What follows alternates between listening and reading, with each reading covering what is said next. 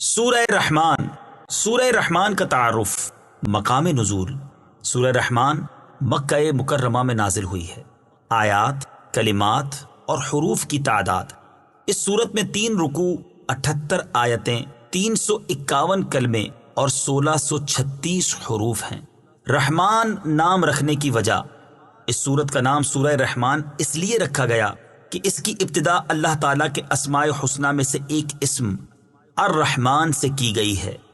سورہ رحمان کے فضائل: حضرت علی المرتضیٰ کرم اللہ تعالی وجہہ الکریم سے روایت ہے، نبی اکرم صلی اللہ تعالی علیہ وآلہ وسلم نے ارشاد فرمایا، ہر چیز کی ایک زینت ہے اور قرآن کی زینت سورہ رحمان ہے۔ مفتی احمد یار خان نعیمی رحمت اللہ تعالی علیہ فرماتے ہیں، چند وجہ سے سورہ رحمان کو قرآن کی دلہن زینت فرمایا گیا۔ اس صورت میں اللہ تعالیٰ کی ذات و صفات کا ذکر ہے اور ذات و صفات پر اعتقاد ایمان کی زینت ہے۔ اس صورت میں جنت کی حوروں، ان کے حسن و جمال، ان کے زیورات کا ذکر ہے اور یہ چیزیں جنت کی زینت ہیں۔ اس صورت میں آیت مبارکہ فَبِأَيِّ آلَاءِ رَبِّكُمَا تُكَذِّبَانِ 31 جگہ ارشاد ہوا، اس سے صورت کی زینت زیادہ ہو گئی۔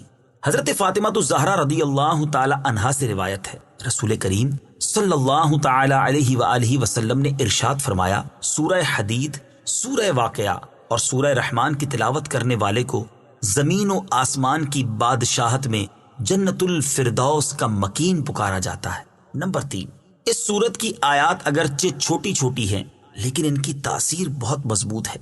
مروی ہے کہ حضرت قیس بن عاصم من قری رضی اللہ تعالی عنہ نے اسلام قبول کرنے سے پہلے سید المرسلین صلی اللہ تعالی علیہ وآلہ وسلم سے عرض کی، جو کچھ آپ پر نازل کیا گیا ہے میرے سامنے اس کی تلاوت کیجیے۔ آپ صلی اللہ تعالی علیہ وآلہ وسلم نے اس کے سامنے سورہ رحمان پڑھی تو اس نے عرض کی، اسے دوبارہ پڑھیے، حتیٰ کہ نبی اکرم صلی اللہ تعالی علیہ وآلہ وسلم نے اس کے کہنے پر 3 مرتبہ سورہ رحمان کو پڑھا۔ سورہ رحمان سن کر اس نے عرض کی، خدا کی قسم یہ سورت بہت ہی خوبصورت ہے، اس میں بہت حلاوت ہے، اس کا نیچے والا حصہ سرسبز ہے اور اوپر والا حصہ پھلدار ہے، اور یہ کسی انسان کا کلام ہی نہیں، اور میں گواہی دیتا ہوں کہ اللہ تعالیٰ کے سوا اور کوئی معبود نہیں، اور بے شک آپ اللہ تعالیٰ کے رسول ہیں۔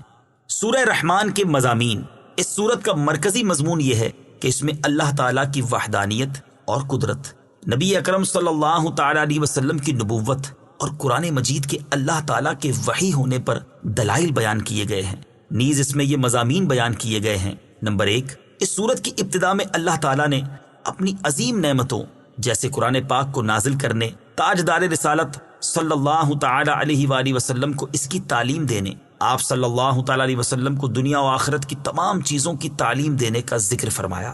نمبر 2، اس کے بعد سورج، چاند، زمین پر اگی ہوئی بیلوں، درختوں، آسمانوں، زمینوں، باغات میں پھلوں اور کھیتوں میں فصلوں کا ذکر فرمایا۔ نمبر 3، حضرت آدم علیہ السلام اور ابلیس کی پیدائش، میٹھے اور کھاری سمندروں اور ان سے موتیوں کے نکلنے کو بیان فرمایا گیا۔ نمبر 4، اس جہاں کے فنا ہونے اور صرف اللہ تعالیٰ کی ذات کے باقی رہنے اور تمام مخلوق کے اللہ تعالیٰ کا محتاج ہونے کا ذکر فرمایا گیا۔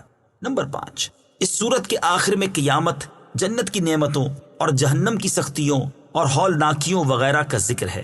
سورہ قمر کے ساتھ مناسبت: سورہ رحمان کی اپنے سے ماں قبل سورت قمر کے ساتھ مناسبت یہ ہے کہ سورہ قمر میں قیامت، جہنم کی ہولناکیوں، مجرموں کا عذاب، متقی مسلمانوں کا ثواب اور جنت کے اوصاف اجمالی طور پر بیان کیے گئے، اور سورہ رحمان میں یہ چیزیں تفصیل کے ساتھ بیان کی گئی ہیں۔ بسم اللہ الرحمن الرحیم۔ ترجمہ: اللہ کے نام سے شروع جو نہایت مہربان رحمت والا ہے۔ الرحمن علم القرآن۔ ترجمہ: رحمان نے قرآن سکھایا۔ الرحمن، رحمان۔ تفسیر صراط الجنان میں ہے، اس آیت کی شان نزول کے بارے میں ایک قول یہ ہے کہ جب سورہ فرقان کی آیت نمبر 60 نازل ہوئی جس میں رحمان کو سجدہ کرنے کا حکم دیا گیا تو کفار مکہ نے کہا کہ رحمان کیا ہے، ہم نہیں جانتے۔ اس پر اللہ تعالیٰ نے سورہ الرحمان نازل فرمائی کہ رحمان جس کا تم انکار کرتے ہو وہی ہے جس نے قرآن نازل فرمایا، اور ایک قول یہ ہے کہ اہل مکہ نے جب کہا کہ محمد مصطفیٰ صلی اللہ تعالی علیہ وآلہ وسلم کو کوئی بشر سکھاتا ہے تو یہ آیت نازل ہوئی، اور اللہ تبارک و تعالی نے فرمایا کہ رحمان نے قرآن اپنے حبیب محمد مصطفیٰ صلی اللہ تعالی علیہ وآلہ وسلم کو سکھایا۔ سورہ رحمان کی آیت نمبر 1 اور 2 سے حاصل ہونے والی معلومات۔ اس معنی کے اعتبار سے ان آیات سے 5 باتیں معلوم ہوئیں۔ نمبر 1، قرآن پاک اللہ تعالیٰ کی بہت بڑی نعمت ہے، اسی لیے سب سے پہلے اس کا ذکر فرمایا۔ نمبر 2، حضور اقدس صلی اللہ تعالی علیہ وآلہ وسلم کے پاس قرآن پاک بظاہر حضرت جبریل علیہ السلام کے واسطے سے آیا، لیکن در حقیقت اللہ تعالیٰ نے اپنے حبیب صلی اللہ تعالی علیہ وآلہ وسلم کو قرآن سکھایا۔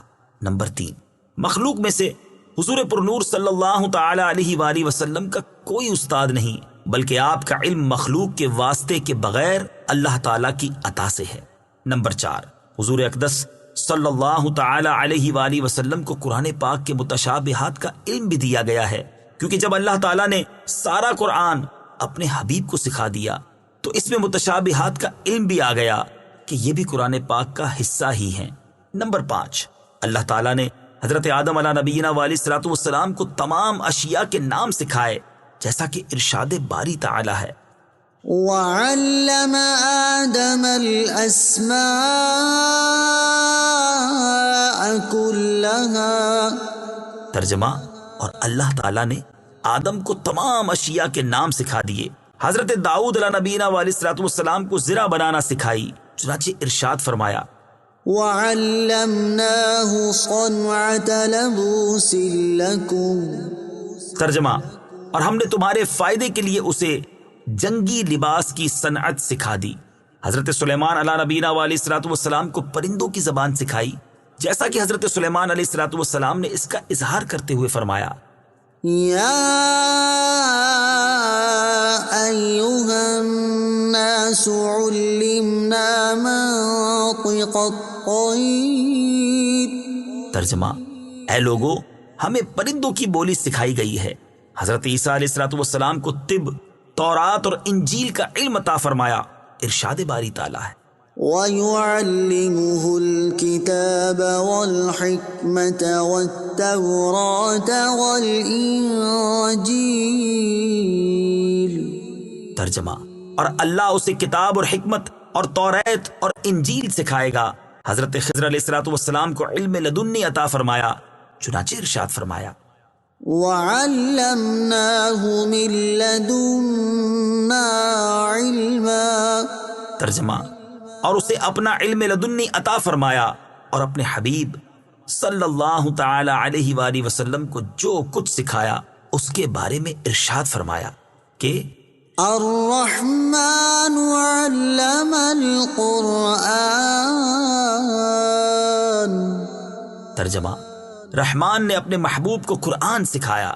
ایک اور مقام پر ارشاد فرمایا، وَإِنَّكَ لَتُلَقَّى الْقُرْآنَ مِن لَّدُنْ حَكِيمٍ عَلِيمٍ۔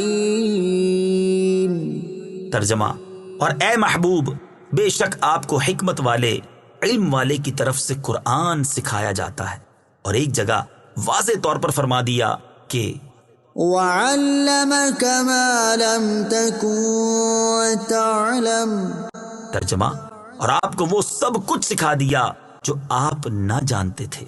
اس سے معلوم ہوا کہ سید المرسلین صلی اللہ تعالی علیہ وآلہ وسلم کا علم تمام انبیاء کرام بلکہ تمام مخلوق سے زیادہ ہے۔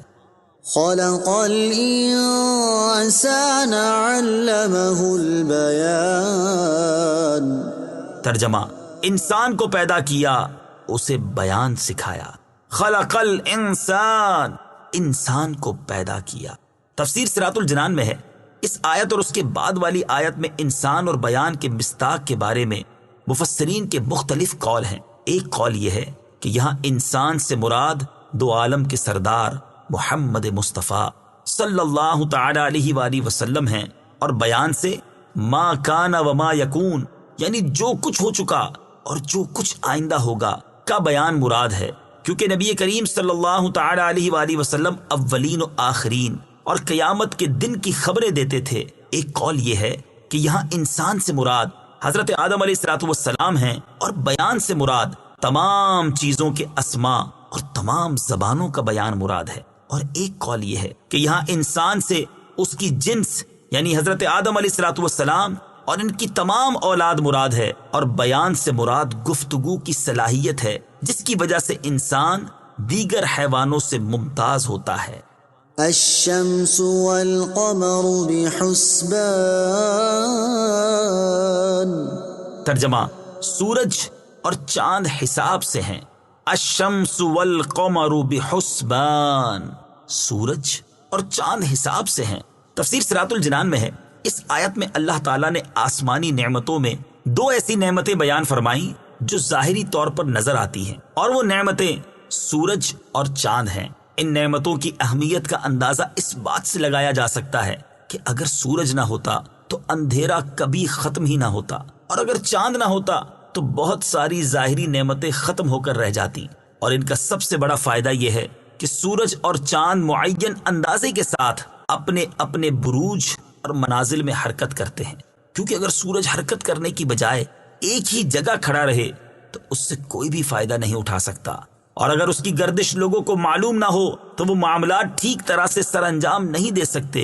اور ان کا ایک فائدہ یہ ہے کہ اوقات کے حساب، سالوں اور مہینوں کا شمار انہی کی رفتار سے ہوتا ہے۔ والنجم والشجر يسجدان۔ ترجمہ: اور سبزے اور درخت سجدہ کرتے ہیں۔ والنجم والشجر يسجدان، اور سبزے اور درخت سجدہ کرتے ہیں۔ تفسیر صراط الجنان میں ہے، یہاں نجم سے مراد زمین سے پیدا ہونے والی وہ نباتات ہیں جو تنا نہیں رکھتی، جیسے سبزہ اور انگور کی بیل وغیرہ، اور شجر سے مراد وہ نباتات ہیں جو تنا رکھتی ہیں، جیسے گندم، جو اور درخت وغیرہ۔ اور ان کے سجدہ کرنے سے مراد یہ ہے کہ ان کے سائے سجدہ کرتے ہیں۔ اس کی تائید اس آیت سے بھی ہوتی ہے۔ أَوَلَمْ يَرَوْا إِلَى مَا خَلَقَ اللَّهُ مِن شَيْءٍ يَتَفَيَّأُ ظِلَالُهُ عَنِ الْيَمِينِ وَالشَّمَائِلِ سُجَّدًا لِلَّهِ وَهُمْ دَاخِرُونَ۔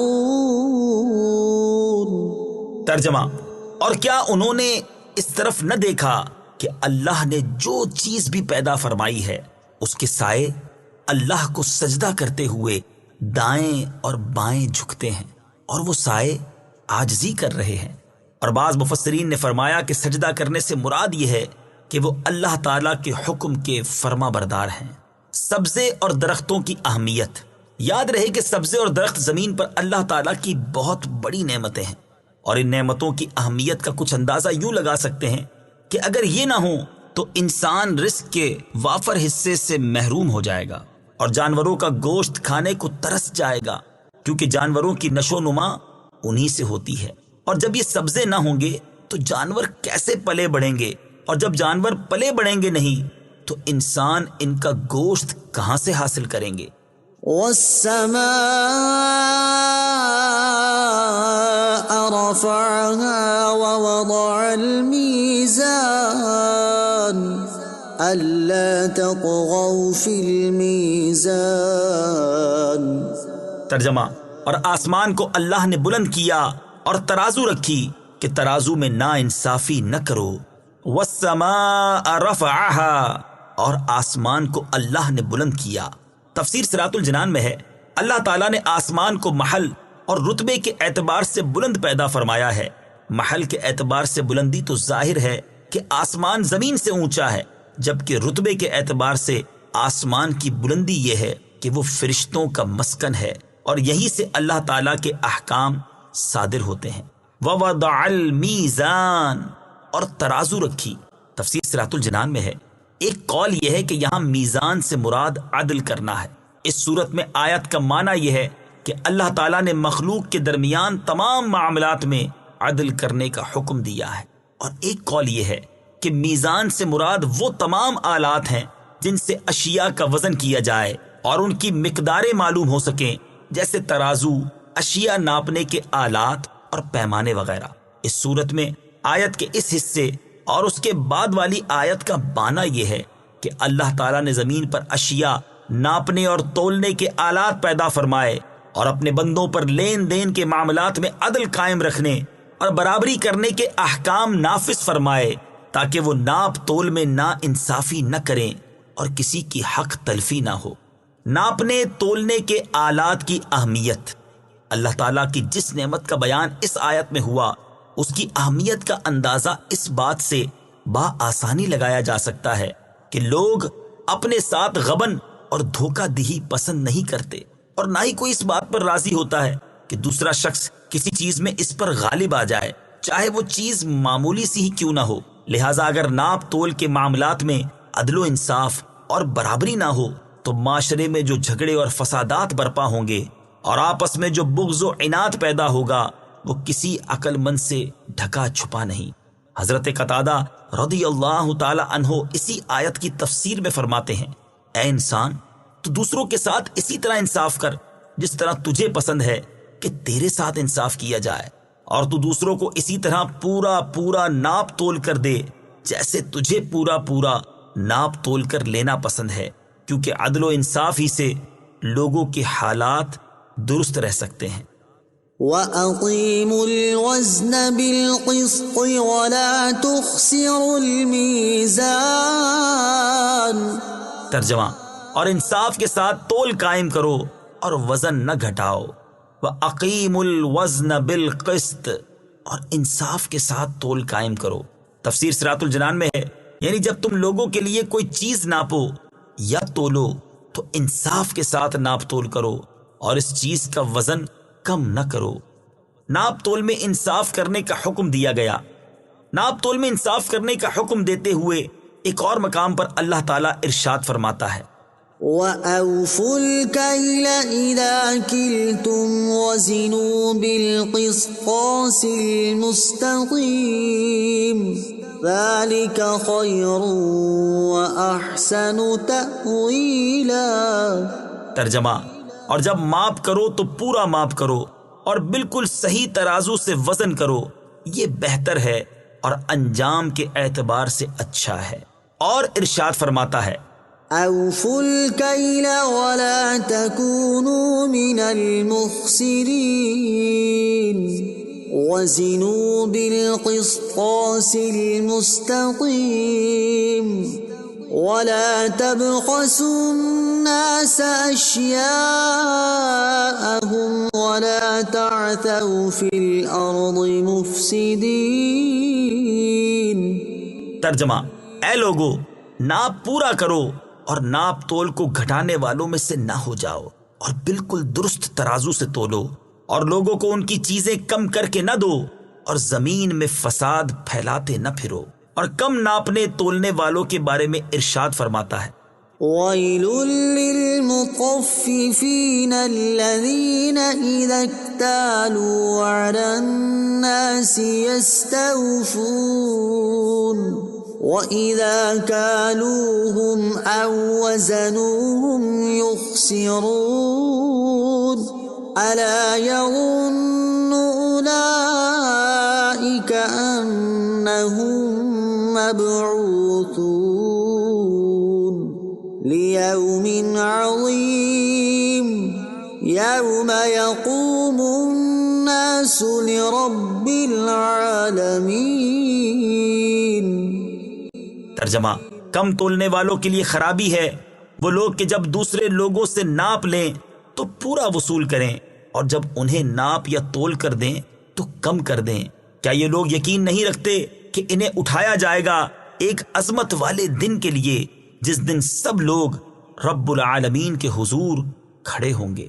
اور حضرت عبداللہ ابن عمر رضی اللہ تعالیٰ عنہما فرماتے ہیں، رسول کریم صلی اللہ تعالی علیہ وآلہ وسلم نے ہماری طرف توجہ فرمائی اور ارشاد فرمایا، اے مہاجرین، جب تم 5 باتوں میں مبتلا کر دیے جاؤ، اور میں خدا سے پناہ مانگتا ہوں کہ تم ان باتوں کو پاؤ۔ پہلی بات یہ ہے کہ جب کسی قوم میں بے حیائی کے کام اعلانیہ ہونے لگ جائیں تو ان میں طاعون اور وہ بیماریاں عام ہو جاتی ہیں جو پہلے کبھی ظاہر نہ ہوئی تھی۔ دوسری بات یہ ہے کہ جب لوگ ناپ تول میں کمی کرنے لگ جاتے ہیں تو ان پر قحط اور مصیبتیں نازل ہوتی ہیں اور بادشاہ ان پر ظلم کرتے ہیں۔ تیسری بات یہ ہے کہ جب لوگ زکوٰۃ کی ادائیگی چھوڑ دیتے ہیں تو اللہ تعالیٰ بارش کو روک دیتا ہے۔ اگر زمین پر چوپائے نہ ہوتے تو آسمان سے پانی کا ایک قطرہ بھی نہ گرتا۔ چوتھی بات یہ ہے کہ جب لوگ اللہ تعالیٰ اور اس کے رسول کے عہد کو توڑ دیتے ہیں تو اللہ تعالیٰ ان پر ان کے غیروں میں سے دشمنوں کو مسلط کر دیتا ہے تو وہ ان کا مال وغیرہ چھین لیتے ہیں۔ پانچویں بات یہ ہے کہ جب مسلمان حکمران اللہ تعالیٰ کے قانون کو چھوڑ کر دوسرا قانون اور اللہ تعالیٰ کے احکام میں سے کچھ لیتے اور کچھ چھوڑتے ہیں تو اللہ تعالیٰ ان کے درمیان اختلاف پیدا فرما دیتا ہے۔ وَالْأَرْضَ وَضَعَهَا لِلْأَنَامِ فِيهَا فَاكِهَةٌ وَالنَّخْلُ ذَاتُ الْأَكْمَامِ وَالْحَبُّ ذُو الْعَصْفِ وَالرَّيْحَانُ فَبِأَيِّ آلَاءِ رَبِّكُمَا تُكَذِّبَانِ۔ ترجمہ: اور اس نے مخلوق کے لیے زمین رکھی، اس میں پھل، میوے اور غلاف والی کھجوریں ہیں اور بھوسے والا اناج اور خوشبودار پھول ہیں، تو اے جن و انسان تم دونوں اپنے رب کی کون کون سی نعمت کو جھٹلاؤ گے؟ وَالْأَرْضَ وَضَعَهَا لِلْأَنَامِ، اور اس نے مخلوق کے لیے زمین رکھی۔ تفسیر صراط الجنان میں ہے، ارشاد فرمایا کہ اللہ تعالیٰ نے اس مخلوق کے لیے زمین کو فرش کی طرح بچھا دیا جو اس میں رہتی اور بستی ہے تاکہ وہ اس میں آرام کریں اور فائدے اٹھائیں۔ فیہا فاکہہ، اس میں پھل میوے ہیں۔ تفسیر صراط الجنان میں ہے، اس آیت اور اس کے بعد والی آیت میں اللہ تعالیٰ نے چند وہ منافع بیان فرمائے ہیں جو اس نے مخلوق کے لیے زمین میں پیدا فرمائے ہیں۔ ان آیات کا خلاصہ یہ ہے کہ زمین میں بے شمار اقسام کے پھل، میوے اور غلاف والی کھجوریں ہیں جن میں بہت برکت ہے، اور بھوسے والا اناج جیسے گندم اور جو وغیرہ پیدا فرمایا ہے۔ بھوسے کا فائدہ یہ ہے کہ اس میں اناج دیر تک محفوظ رہے گا، اور جب تم اناج استعمال کر لو تو وہ بھوسا تمہارے جانوروں کے چارے میں کام آئے گا۔ اور زمین میں طرح طرح کے خوشبودار پھول پیدا فرمائے تاکہ ان کی خوشبو سونگھ کر تمہیں فرحت حاصل ہو، اور وہ پھول تمہاری زیب و زینت میں کام آئیں۔ فَبِأَيِّ آلَاءِ رَبِّكُمَا تُكَذِّبَانِ، تو اے جن و انسان تم دونوں اپنے رب کی کون کون سی نعمت کو جھٹلاؤ گے؟ تفسیر صراط الجنان میں ہے، یعنی اے جن و انس کی گروہ، جو نعمتیں تمہارے سامنے بیان کی گئیں ان میں سے تم دونوں اپنے رب عز و جل کی کون کون سی نعمت کو جھٹلاؤ گے؟ ہدایت اور نصیحت کرنے کا بہترین اسلوب۔ اس سورہ مبارکہ میں یہ آیت 31 بار آئی ہے، اور اس صورت میں بار بار نعمتوں کا ذکر فرما کر یہ ارشاد فرمایا گیا ہے کہ تم اپنے رب عز و جل کی کون کون سی نعمت کو جھٹلاؤ گے۔ یہ ہدایت اور نصیحت کرنے کا بہترین اسلوب ہے، اور اس اسلوب کو اختیار کرنے کا مقصد یہ ہے کہ سننے والے کے نفس کو تنبیہ ہو اور اسے اپنے جرم اور کوتاہی کا حال معلوم ہو جائے کہ اس نے کس قدر نعمتوں کو جھٹلایا ہے، اور اسے اپنے کرتوتوں پر شرم آئے، اور اس طرح وہ نعمتوں کا شکر ادا کرنے اور فرما برداری کرنے کی طرف مائل ہو، اور یہ سمجھ لے کہ اللہ تعالیٰ کی اس پر بے شمار نعمتیں ہیں۔ حضرت جابر رضی اللہ تعالیٰ عنہ فرماتے ہیں، نبی کریم صلی اللہ تعالیٰ علیہ وآلہ وسلم اپنے صحابہ کرام علیہم رضوان کے پاس تشریف لائے اور ان کے سامنے سورہ رحمان شروع سے لے کر آخر تک پڑھی۔ صحابہ کرام علیہم رضوان یہ سورت سن کر خاموش رہے تو آپ صلی اللہ تعالیٰ علیہ وآلہ وسلم نے ارشاد فرمایا، میں نے یہ سورت جنات کو سنائی تو انہوں نے تم سے اچھا جواب دیا۔ جب میں یہ آیت فَبِأَيِّ آلَاءِ رَبِّكُمَا تُكَذِّبَانِ پڑھتا تو وہ کہتے، اے ہمارے رب عز و جل، ہم تیری کسی نعمت کو بھی نہیں جھٹلاتے، اور تمام تعریفیں تیرے ہی لیے ہیں۔ خلق الانسان من صلصال كالفخار۔ ترجمہ: اس نے انسان کو ٹھیکری کی طرح بجنے والی سوکھی مٹی سے پیدا کیا۔ خلق الانسان من صلصال كالفخار، اس نے انسان کو ٹھیکری کی طرح بجنے والی سوکھی مٹی سے پیدا کیا۔ تفسیر صراط الجنان میں ہے، یہاں انسان سے مراد حضرت آدم علیہ نبینا علیہ الصلوۃ والسلام ہیں، اور اس آیت میں اللہ تعالیٰ نے آپ علیہ الصلوۃ والسلام کی پیدائش کی کیفیت کا ایک انداز بیان فرمایا ہے۔ قرآن پاک میں دیگر مقامات پر آپ علیہ الصلوۃ والسلام کی پیدائش کی کیفیت کے اور انداز بھی بیان فرمائے گئے ہیں۔ چنانچہ ایک مقام پر ارشاد فرمایا، هو الذي خلقكم من تراب، ترجمہ وہی ہے جس نے تمہیں مٹی سے بنایا۔ ایک مقام پر ارشاد فرمایا، وَلَقَدْ خَلَقْنَا الْإِنسَانَ مِن سُلَالَةٍ مِّن طِينٍ۔ ترجمہ اور بے شک ہم نے انسان کو چنی ہوئی مٹی سے بنایا۔ ایک اور مقام پر ارشاد فرمایا، إِنَّا خَلَقْنَاهُم مِّن طِينٍ لَازِبٍ۔ ترجمہ بے شک ہم نے انہیں چپکنے والی مٹی سے بنایا۔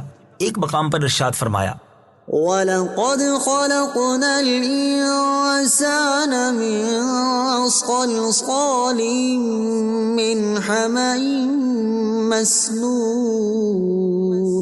ترجمہ اور بے شک ہم نے انسان کو خشک بجتی ہوئی مٹی سے بنایا جو ایسے سیاہ گارے کی تھی جس سے بو آتی تھی۔ ان سب آیات کا معنی ایک ہی ہے، اور اس کی تفصیل یہ ہے کہ حضرت آدم علیہ نبینا علیہ الصلوۃ والسلام کی پیدائش سے پہلے ہر قسم کی مٹی جمع فرمائی گئی، پھر اسے پانی سے گوندا گیا تو وہ مٹی ایسا سیاہ گارا بن گئی جس سے بو آتی تھی۔ اس سے اللہ تعالیٰ نے حضرت آدم علیہ نبینا علیہ الصلوۃ والسلام کا جسم مبارک بنایا، اور جب وہ مٹی خشک ہو گئی تو ہوا گزرنے کی وجہ سے ٹھیکری کی طرح بجنے لگی۔ وَخَلَقَ الْجَانَّ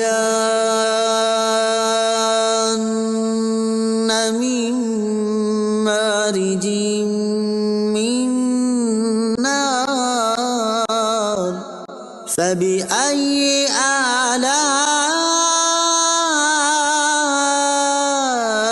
رَبِّكُمَا تُكَذِّبَانِ۔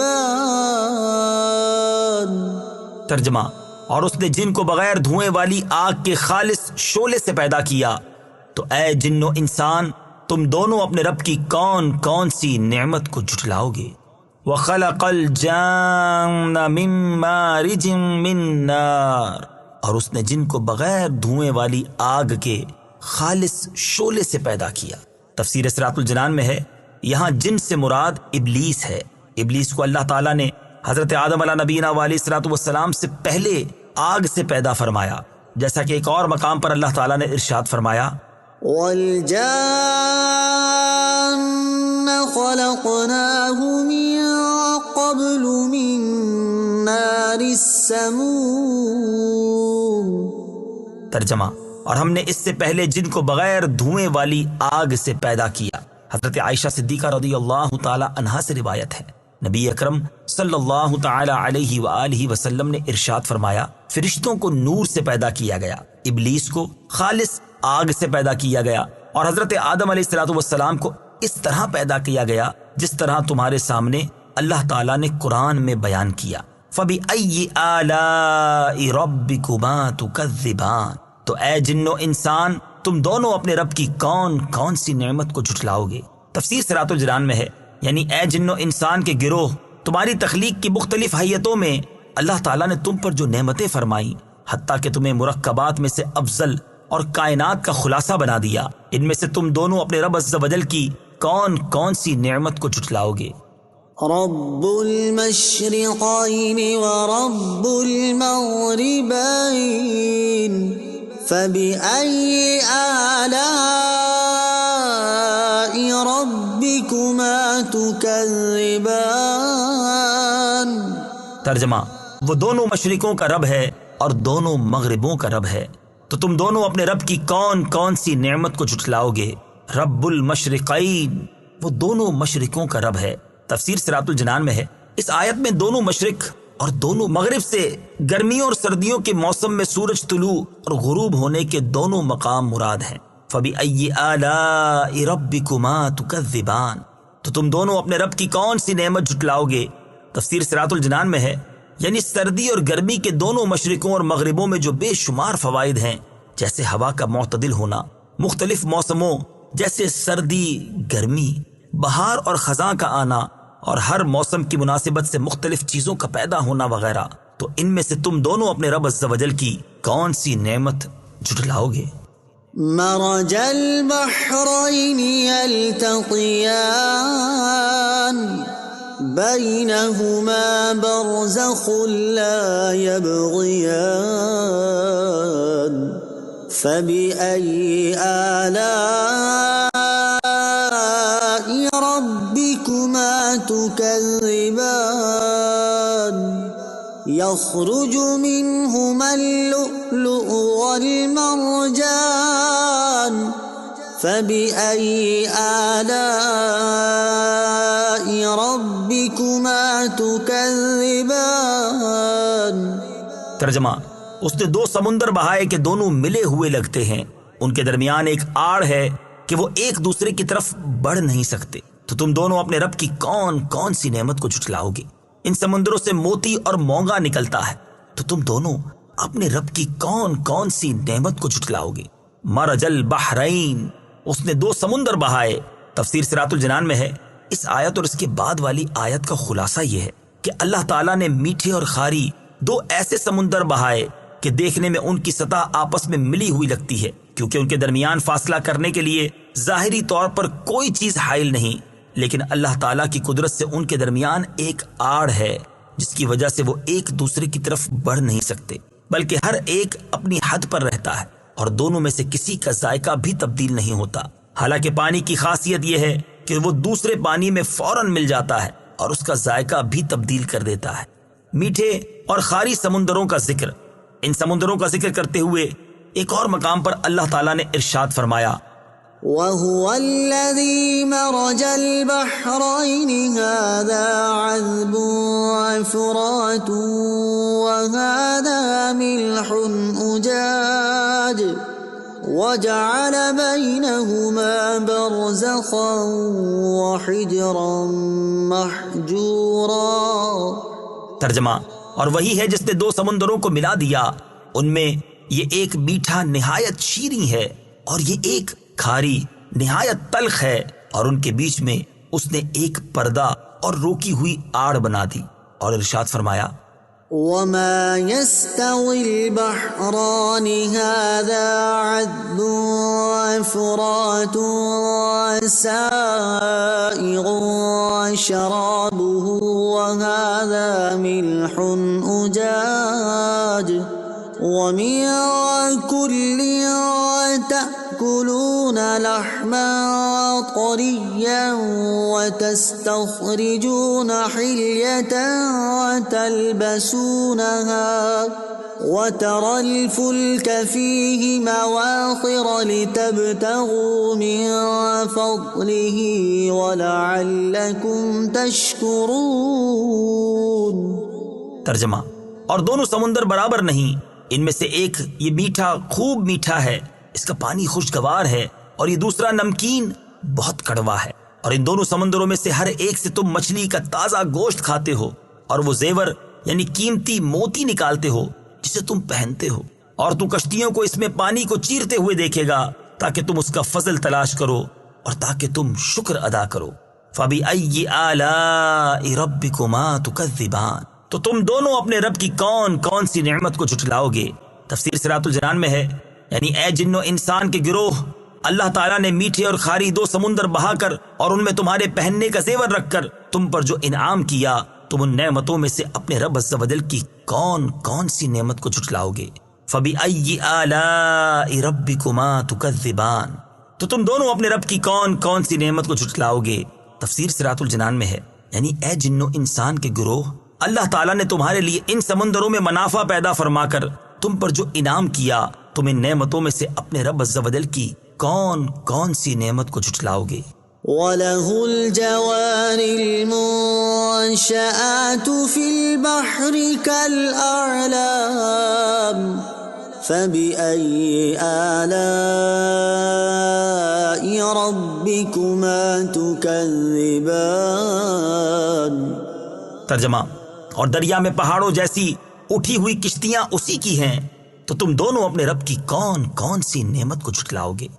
وَلَهُ الْجَوَارِ الْمُنشَآتُ فِي الْبَحْرِ كَالْأَعْلَامِ، اور دریا میں پہاڑوں جیسی اٹھی ہوئی کشتیاں اسی کی ہیں۔ تفسیر صراط الجنان میں ہے یعنی جن چیزوں سے وہ کشتیاں بنائی گئیں وہ بھی اللہ تعالیٰ نے پیدا کی، اور ان کو ترکیب دینے اور کشتی بنانے اور کاریگری کرنے کی عقل بھی اللہ تعالیٰ نے پیدا کی، اور دریاؤں میں ان کشتیوں کا چلنا اور تیرنا یہ سب اللہ تعالیٰ کی قدرت سے ہے۔ فَبِأَيِّ آلَاءِ رَبِّكُمَا تُكَذِّبَانِ، تو تم دونوں اپنے رب کی کون کون سی نعمت کو جھٹلاؤ گے۔ تفسیر صراط الجنان میں ہے یعنی اے جن اور انسان کے گروہ، اللہ تعالیٰ نے تمہارے فائدے کے لیے سمندر میں پہاڑوں کی مانند بڑی بڑی کشتیاں جاری فرما کر تم پر جو انعام فرمایا، تم ان نعمتوں میں سے اپنے رب عز و جل کی کون کون سی نعمت کو جھٹلاؤ گے؟ كل من عليها فان ويبقى وجه ربك ذو الجلال والإكرام فبأي آلاء ربكما تكذبان۔ ترجمہ، زمین پر جتنی مخلوق ہے سب فنا ہونے والی ہے، اور تمہارے رب کی عظمت اور بزرگی والی ذات باقی رہے گی، تو تم دونوں اپنے رب کی کون کون سی نعمت کو جھٹلاؤ گے؟ کل من علیہا فان، زمین پر جتنی مخلوق ہے سب فنا ہونے والی ہے۔ تفسیر صراط الجنان میں ہے یعنی زمین پر جتنے جاندار ہیں سب ہلاک ہونے والے ہیں، کیونکہ دنیا میں انسان اور دیگر جانداروں کا وجود عارضی ہے، لہٰذا وہ باقی نہیں رہے گا، اور جو چیز باقی نہ رہے وہ فانی ہوتی ہے۔ ہر جاندار کو ایک دن دنیا سے رخصت ضرور ہونا ہے۔ تفسیر روح البیان میں ہے کہ جب یہ آیت نازل ہوئی تو فرشتوں نے کہا کہ انسان ہلاک ہو گئے، اور جب یہ آیت کل نفس ذائقۃ الموت نازل ہوئی تو فرشتوں کو اپنی موت کا بھی یقین ہو گیا۔ وَيَبْقَى وَجْهُ رَبِّكَ ذُو الْجَلَالِ وَالْإِكْرَامِ، اور تمہارے رب کی عظمت اور بزرگی والی ذات باقی رہے گی۔ تفسیر صراط الجنان میں ہے یعنی اے حبیب صلی اللہ تعالی علیہ وآلہ وسلم، زمین پر موجود تمام مخلوق فنا ہو جائے گی، اور صرف تمہارے رب عز و جل کی ذات باقی رہے گی جو عظمت و کبریائی والی ہے، اور وہ اپنی عظمت و جلالت کے باوجود اپنے انبیاء، اولیاء اور اہل ایمان پر لطف و کرم فرمائے گا، اور مخلوق کے فنا ہونے کے بعد انہیں دوبارہ زندہ کرے گا اور انہیں ابدی زندگی عطا فرمائے گا۔ سورہ رحمان کی آیت نمبر 27 کے آخری الفاظ ذو الجلال والاکرام کی برکت، اس آیت کے آخری الفاظ کو اپنی دعا میں شامل کرنے کی برکت سے دعا قبول ہو جاتی ہے۔ چنانچہ حضرت انس رضی اللہ تعالی عنہ سے روایت ہے، تاجدار رسالت صلی اللہ تعالی علیہ وآلہ وسلم نے ارشاد فرمایا، اس دعا یا ذا الجلال والاکرام کو لازم پکڑ لو اور اس کی کثرت کیا کرو۔ اور حضرت معاذ بن جبل رضی اللہ تعالی عنہ فرماتے ہیں، نبی کریم علیہ الصلوۃ والسلام ایک ایسے شخص کے پاس سے گزرے جو یا ذا الجلال والاکرام کہہ رہا تھا، آپ علیہ الصلوۃ والسلام نے اس سے ارشاد فرمایا، بے شک تیری دعا قبول کر لی جائے گی، تو دعا مانگ۔ فَبِأَيِّ آلَاءِ رَبِّكُمَا تُكَذِّبَانِ، تو تم دونوں اپنے رب کی کون کون سی نعمت کو جھٹلاؤ گے؟ تفسیر صراط الجنان میں ہے یعنی جو نعمتیں سب کے فنا ہونے پر مرتب ہیں، جیسے دوبارہ زندہ ہونا، دائمی زندگی ملنا اور ہمیشہ باقی رہنے والی نعمتیں عطا ہونا وغیرہ، تم دونوں ان میں سے اپنے رب عز و جل کی کون کون سی نعمت کو جھٹلاؤ گے؟ فنا ہونا بھی ایک اعتبار سے نعمت ہے۔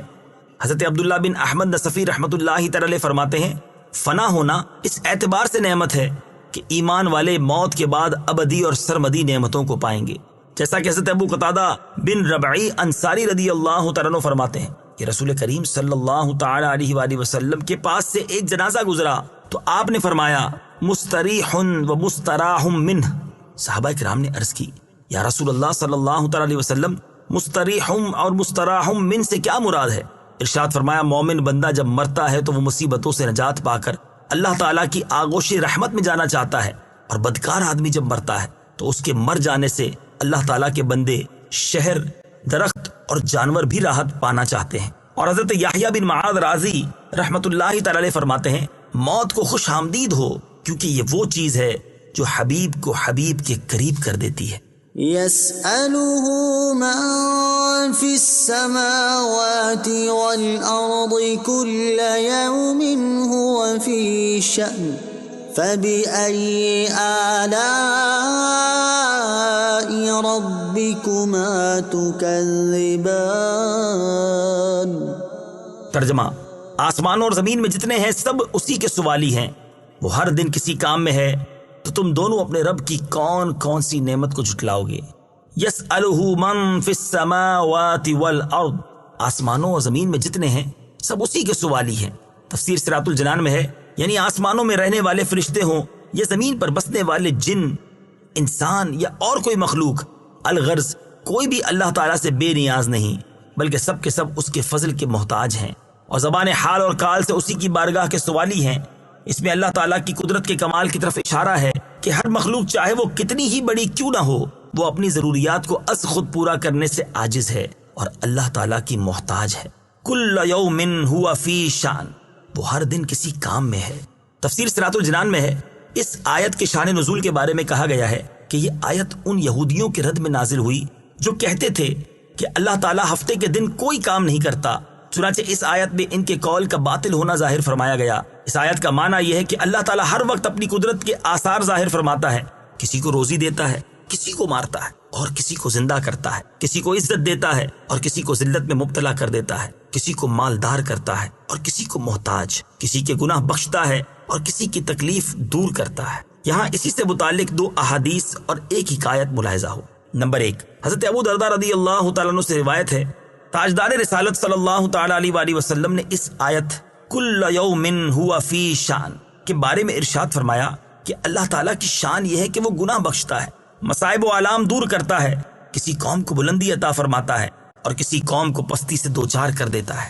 نمبر 2، حضرت عبید بن عمیر رضی اللہ تعالیٰ عنہ سے اس آیت کل یوم ہوا فی شان کے بارے میں مروی ہے، اللہ تعالیٰ کی شان یہ ہے کہ وہ پریشان حال کی پریشانی دور کرتا ہے، دعا کرنے والے کی دعا قبول فرماتا ہے، مریض کو شفا دیتا ہے اور مانگنے والے کو عطا کرتا ہے۔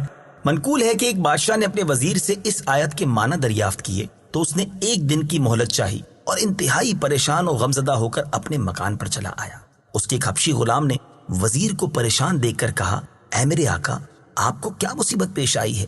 بیان تو کیجیے۔ جب وزیر نے ساری بات اس کے سامنے بیان کر دی تو غلام نے کہا، میں اس کے معنی بادشاہ کو سمجھا دوں گا۔ وزیر نے اس حبشی غلام کو بادشاہ کے سامنے پیش کیا تو غلام نے کہا، اے بادشاہ، اللہ تعالیٰ کی شان یہ ہے کہ وہ رات کو دن میں داخل کرتا ہے اور دن کو رات میں، مردے سے زندہ نکالتا ہے اور زندے سے مردہ، بیمار کو تندرستی دیتا ہے اور تندرست کو بیمار کرتا ہے، مصیبت زدہ کو رہائی دیتا ہے اور بے غموں کو مصیبت میں مبتلا کرتا ہے، عزت والوں کو ذلیل کرتا ہے اور ذلیلوں کو عزت دیتا ہے، مالداروں کو محتاج کرتا ہے اور محتاجوں کو مالدار بناتا ہے۔ بادشاہ کو غلام کا جواب بہت پسند آیا اور اس نے وزیر کو حکم دیا کہ اس غلام کو وزارت کی خلعت پہنا دے۔ غلام نے وزیر سے کہا، اے آقا، یہ بھی اللہ تعالیٰ کی ایک شان ہے۔ نوٹ: اس مقام پر ایک بات ذہن نشین رکھیں کہ اللہ تعالیٰ کے لیے مصروف اور مشغول کا لفظ استعمال نہیں کر سکتے کیونکہ اللہ تعالیٰ ان اوصاف سے پاک ہے۔ فَبِأَيِّ آلَاءِ رَبِّكُمَا تُكَذِّبَانِ، تو تم دونوں اپنے رب کی کون کون سی نعمت کو جھٹلاؤ گے؟ تفسیر صراط الجنان میں ہے، یعنی اے جن و انسان کے گروہ، اللہ تعالیٰ کے جو احسانات بیان ہوئے ان کا مشاہدہ کرنے کے باوجود تم دونوں اپنے رب عز و جل کی کون کون سی نعمت کو جھٹلاؤ گے؟ سنفرغ لكم أيها الثقلان فبأي آلاء ربكما تكذبان۔ ترجمہ: اے جن اور انسانوں کے گروہ، ابھی ہم تمہارے حساب کا قصد فرمائیں گے تو تم دونوں اپنے رب کی کون کون سی نعمت کو جھٹلاؤ گے؟ ایھا الثقلان، اے جن اور انسانوں کے گروہ۔ تفسیر صراط الجنان میں ہے، اس آیت میں اللہ تعالیٰ نے جنوں اور انسانوں کو خوف دلاتے ہوئے ارشاد فرمایا کہ اے جن اور انسانوں کے گروہ، ان قریب ہم تم سے حساب لینے اور تمہیں تمہارے اعمال کی جزا دینے کا قصد فرمائیں گے۔ جنات اور انسانوں کو ثقلان فرمانے کی وجوہات۔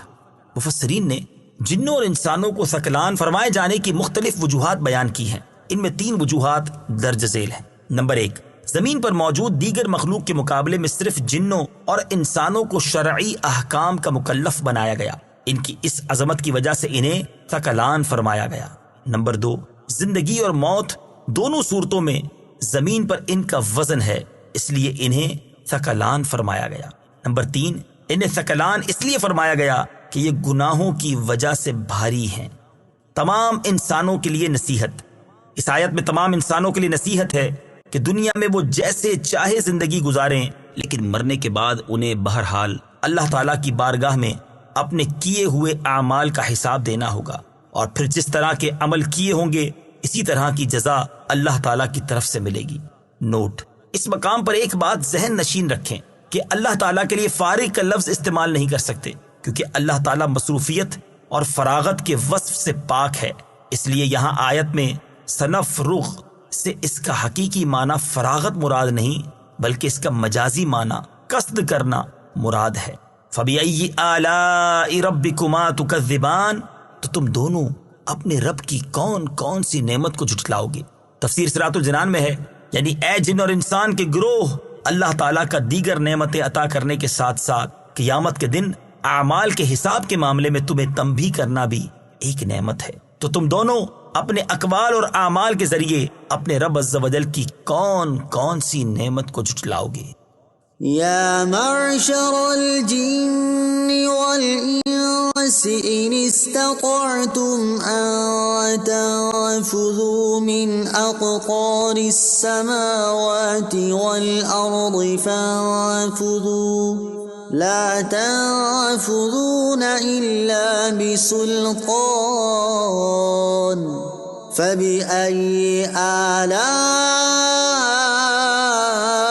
ربكما تكذبان۔ ترجمہ: اے جنوں اور انسانوں کے گروہ، اگر تم سے ہو سکے کہ آسمانوں اور زمین کے کناروں سے نکل جاؤ تو نکل جاؤ، تم جہاں نکل کر جاؤ گے وہاں اسی کی سلطنت ہے، تو تم دونوں اپنے رب کی کون کون سی نعمت کو جھٹلاؤ گے؟ یا معشر الجن والانس، اے جنوں اور انسانوں کے گروہ۔ تفسیر صراط الجنان میں ہے، اس آیت میں اللہ تعالیٰ نے جنوں اور انسانوں سے خطاب کرتے ہوئے فرمایا کہ اگر تم میری قضا سے بھاگ سکتے ہو، میری سلطنت اور میرے آسمانوں اور زمین کے کناروں سے نکل سکتے ہو تو ان سے نکل جاؤ اور اپنی جانوں کو میرے عذاب سے بچا لو، لیکن تم اس بات پر قادر ہو ہی نہیں سکتے، کیونکہ تم جہاں بھی جاؤ گے وہیں میری سلطنت ہے۔ یہ حکم جنوں اور انسانوں کا عجز ظاہر کرنے کے لیے دیا گیا ہے۔ فَبِأَيِّ آلَاءِ رَبِّكُمَا تُكَذِّبَانِ، تو تم دونوں اپنے رب کی کون کون سی نعمت کو جھٹلاؤ گے؟ تفسیر صراط الجنان میں ہے، یعنی اے جن اور انسان کے گروہ، اللہ تعالیٰ نے سزا دینے پر قادر ہونے کے باوجود تمہیں تنبیہ کر کے، اپنے عذاب سے ڈرا کر، تم پر آسانی فرما کر اور تمہیں معافی سے نواز کر تم پر جو انعامات فرمائے، تم دونوں ان میں سے اپنے رب عز و جل کی کون کون سی نعمت کو جھٹلاؤ گے؟ يرسل عليكما شواظ من نار ونحاس فلا تنتصران فبأي آلاء ربكما تكذبان۔ ترجمہ: تم پر بغیر دھوئیں والی آگ کا شعلہ اور بغیر شعلے والا کالا دھواں بھیجا جائے گا تو تم ایک دوسرے کی مدد نہ کر سکو گے، تو تم دونوں اپنے رب کی کون کون سی نعمت کو جھٹلاؤ گے؟ یرسل علیکما شواظ من نار ونحاس، تم پر بغیر دھوئیں والی آگ کا شعلہ اور بغیر شعلے والا کالا دھواں بھیجا جائے گا۔ تفسیر صراط الجنان میں ہے، ارشاد فرمایا کہ اے کافر جن اور انسان، قیامت کے دن جب تم قبروں سے نکلو گے تو تم پر بغیر دھوئیں والی آگ کا شعلہ اور بغیر شعلے والا کالا دھواں بھیجا جائے گا، تو اس وقت تم اس عذاب سے نہ بچ سکو گے اور نہ آپس میں ایک دوسرے کی مدد کر سکو گے، بلکہ یہ آگ کا شعلہ اور دھواں تمہیں محشر کی طرف لے جائیں گے۔ صدر الافاضل مفتی نعیم الدین مراد آبادی علیہ رحمت اللہ الہادی لکھتے ہیں، حضرت مترجم قدس سرہ یعنی اعلیٰ حضرت امام احمد رضا خان علیہ رحمت الرحمان نے فرمایا، لپٹ یعنی شعلے میں دھواں ہو تو اس کے سب اجزاء جلانے والے نہ ہوں گے، کہ اس میں زمین کے وہ اجزاء شامل ہیں جن سے دھواں بنتا ہے، اور دھوئیں میں لپٹ ہو تو وہ پورا سیاہ اور اندھیرا نہ ہوگا کہ لپٹ کی رنگت شامل ہے، اس پر بے دھوئیں کی لپٹ بھیجی جائے گی جس کے سب اجزاء جلانے والے ہوں گے، اور بے لپٹ کا دھواں بھیجا جائے گا جو سخت کالا اندھیرا ہوگا، اور ہم اس عذاب سے اسی کے وجہ کریم کی پناہ چاہتے ہیں۔ یاد رہے کہ پہلے سے اس کی خبر دے دینا یہ بھی اللہ تعالیٰ کا لطف و کرم ہے، تاکہ اس کی نافرمانی سے باز رہ کر اپنے آپ کو اس بلا سے بچایا جا سکے۔ فَبِأَيِّ آلَاءِ رَبِّكُمَا تُكَذِّبَانِ، تو تم دونوں اپنے رب کی کون کون سی نعمت کو جھٹلاؤ گے؟ تفسیر صراط الجنان میں ہے، یعنی اے جن اور انسان کے گروہ، کافر اور گناہگار کا انجام پہلے سے بیان کر دینا اللہ تعالیٰ کا لطف و کرم اور نعمت ہے، تو تم دونوں اپنے رب عز و جل کی کون کون سی نعمت کو جھٹلاؤ گے؟ فَإِذَا انشَقَّتِ السَّمَاءُ فَكَانَتْ وَرْدَةً كَالدِّهَانِ فَبِأَيِّ آلَاءِ رَبِّكُمَا تُكَذِّبَانِ۔ ترجمہ، پھر جب آسمان پھٹ جائے گا تو گلاب کے پھول جیسا سرخ ہو جائے گا، جیسے سرخ چمڑا، تو تم دونوں اپنے رب کی کون کون سی نعمت کو جھٹلاؤ گے؟ فَإِذَا انشَقَّتِ السَّمَاءُ، پھر جب آسمان پھٹ جائے گا۔ تفسیر صراط الجنان میں ہے، ارشاد فرمایا کہ پھر جب قیامت کے دن آسمان اس طرح پھٹ جائے گا کہ جگہ جگہ سے چیرا ہوا ہوگا، اور اس کا رنگ گلاب کے پھول کی طرح اور ایسا سرخ ہوگا جیسے بکرے کی رنگی ہوئی کھال ہوتی ہے، تو یہ ایسا ہولناک منظر ہوگا جسے بول کر بیان نہیں کیا جا سکتا۔ قیامت کے ہولناک مناظر کے بارے میں پڑھ کر رونا امام جلال الدین سیوطی شافعی رحمۃ اللہ تعالی علیہ اپنی مشہور تفسیر در منصور میں نقل کرتے ہیں۔ ایک مرتبہ نبی کریم صلی اللہ تعالی علیہ وسلم ایک نوجوان کے پاس سے گزرے۔ وہ نوجوان یہ آیت فَإِذَا انشَقَّتِ السَّمَاءُ فَكَانَتْ وَرْدَةً كَالدِّهَانِ پڑھ رہا تھا، اب وہیں رک گئے اور دیکھا کہ اس نوجوان پر کپ کپی طاری ہو گئی ہے اور آنسوؤں نے اس کا گلا بند کر دیا ہے۔ وہ روتا رہا اور یہی کہتا رہا، اس دن میری خرابی ہوگی جس دن آسمان پھٹ جائے گا۔ سید المرسلین صلی اللہ تعالی علیہ وآلہ وسلم نے اس نوجوان سے فرمایا، اس ذات کی قسم جس کے قبضہ قدرت میں میری جان ہے، تیرے رونے کی وجہ سے فرشتے بھی روئے ہیں۔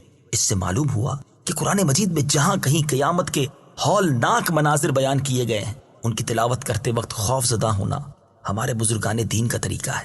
لہٰذا ہمیں بھی چاہیے کہ ایسے مقامات کی تلاوت کرتے وقت دل میں خوف پیدا کرنے اور آنسو بہانے کی کوشش کرنی اور اللہ تعالیٰ سے یہ دعا مانگنی چاہیے کہ وہ ہمیں قیامت کی ہولناکیوں اور شدتوں میں امن و سکون نصیب فرمائے، آمین۔ فَبِأَيِّ آلَاءِ رَبِّكُمَا تُكَذِّبَانِ، تو تم دونوں اپنے رب کی کون کون سی نعمت کو جھٹلاؤ گے؟ تفسیر صراط الجنان میں ہے، یعنی جب قیامت کے دن آسمان اللہ تعالیٰ کی ہیبت سے پھٹ جائیں گے اور اللہ تعالیٰ مخلوق کے حساب کا حکم دے گا، تو اس وقت وہی تمہیں قیامت کے دن کی ہولناکیوں سے نجات دے گا۔ تو اے جن و انسان، تم دونوں اس نعمت کا انکار کس طرح کر سکتے ہو؟ فَيَوْمَئِذٍ لَا يُسْأَلُ عَنْ ذَنبِهِ إِنسٌ وَلَا جَانٌ فَبِأَيِّ آلَاءِ رَبِّكُمَا تُكَذِّبَانِ۔ ترجمہ، تو اس دن کسی آدمی اور جن سے اس کے گناہ کے متعلق نہیں پوچھا جائے گا، تو تم دونوں اپنے رب کی کون کون سی نعمت کو جھٹلاؤ گے؟ فَيَوْمَئِذٍ، تو اس دن۔ تفسیر صراط الجنان میں ہے، اس آیت کی ایک تفسیر یہ ہے کہ جب لوگ قبروں سے اٹھائے جائیں گے اور آسمان پھٹے گا تو اس دن فرشتے مجرموں سے دریافت نہیں کریں گے، بلکہ ان کی صورتیں دیکھ کر ہی انہیں پہچان لیں گے، اور ان سے سوال دوسرے وقت میں ہوگا جبکہ لوگ حساب کے مقام میں جمع ہوں گے۔ دوسری تفسیر یہ ہے کہ جس دن آسمان پھٹے گا تو اس دن قبروں سے نکلتے ہی فوراً کسی آدمی اور جن سے اس کے گناہ کے بارے میں نہیں پوچھا جائے گا، بلکہ جب وہ حساب کی جگہ میں اکٹھے ہوں گے تو اس وقت ان سے پوچھا جائے گا، فَبِأَيِّ آلَاءِ رَبِّكُمَا تُكَذِّبَانِ، تو تم دونوں اپنے رب کی کون کون سی نعمت کو جھٹلاؤ گے؟ تفسیر صراط الجنان میں ہے، یعنی اے جن اور انسان کے گروہ، تمہیں ان چیزوں کی خبر دینا جن سے ڈر کر تم گناہوں سے باز آ جاؤ اور دنیا میں ہی اللہ تعالیٰ کی اطاعت کر لو، یہ بھی اللہ تعالیٰ کی ایک نعمت ہے۔ تو تم دونوں اپنے رب عز و جل کی کون کون سی نعمت کو جھٹلاؤ گے؟ يعرف المجرمون بسيماهم فيؤخذ بالنواصي والأقدام فبأي آلاء ربكما تكذبان۔ ترجمہ، مجرم اپنے چہروں سے پہچانے جائیں گے تو انہیں پیشانی اور پاؤں سے پکڑا جائے گا، تو تم دونوں اپنے رب کی کون کون سی نعمت کو جھٹلاؤ گے؟ یعرف المجرمون بسیماہم، مجرم اپنے چہروں سے پہچانے جائیں گے۔ تفسیر صراط الجنان میں ہے، ارشاد فرمایا کہ قیامت کے دن مجرم اپنے چہروں سے اس طرح پہچانے جائیں گے کہ ان کے منہ کالے اور آنکھیں نیلی ہوں گی، تو حساب کے بعد جہنم کے خازن انہیں پکڑیں گے اور ان کے ہاتھ گردن سے باندھ دیں گے اور ان کے پاؤں پیٹھ کے پیچھے سے لا کر پیشانیوں سے ملا دیں گے، پھر انہیں چہروں کے بل گھسیٹ کر جہنم میں ڈال دیں گے۔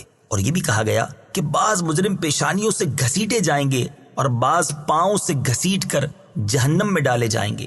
فَبِأَيِّ آلَاءِ رَبِّكُمَا تُكَذِّبَانِ، تو تم دونوں اپنے رب کی کون کون سی نعمت کو جھٹلاؤ گے؟ تفسیر صراط الجنان میں ہے، یعنی اے جن اور انسان کے گروہ، فرشتوں کا تم میں سے مجرموں اور اطاعت گزاروں کو ان کی علامات سے پہچان لینا، اور صرف مجرموں کو ذلت اور توہین سے دوچار کرنا اور اطاعت گزاروں کو محفوظ رکھنا اللہ تعالیٰ کی نعمت ہے، تو تم دونوں اپنے رب عز و جل کی کون کون سی نعمت کو جھٹلاؤ گے؟ هذه جهنم التي يكذب بها المجرمون يطوفون بينها وبين حميم آن فبأي آلاء ربكما تكذبان۔ ترجمہ، یہ وہ جہنم ہے جسے مجرم جھٹلاتے تھے، جہنمی جہنم اور انتہائی کھولتے ہوئے پانی میں چکر لگائیں گے، تو تم دونوں اپنے رب کی کون کون سی نعمت کو جھٹلاؤ گے؟ ہذہ جہنم، یہ وہ جہنم ہے۔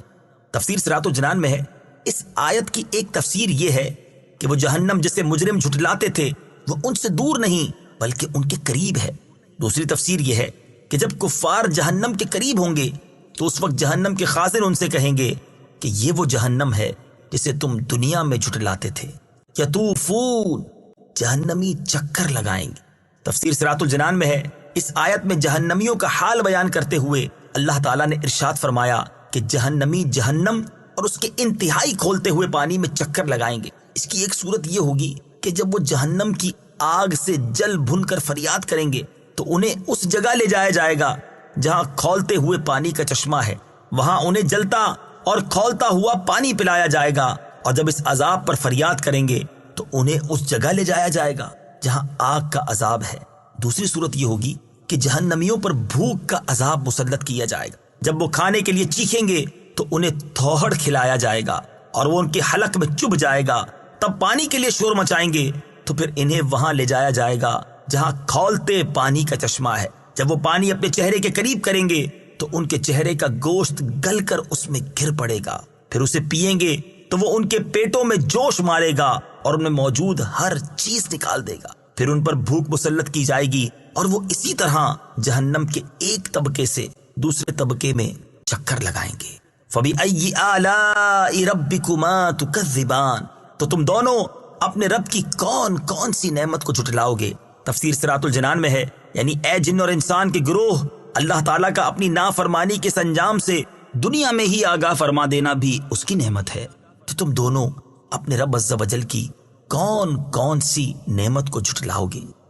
وَلِمَنْ خَافَ مَقَامَ رَبِّهِ جَنَّتَانِ فَبِأَيِّ آلَاءِ رَبِّكُمَا تُكَذِّبَانِ۔ ترجمہ، اور جو اپنے رب کے حضور کھڑے ہونے سے ڈرے اس کے لیے دو جنتیں ہیں، تو تم دونوں اپنے رب کی کون کون سی نعمت کو جھٹلاؤ گے؟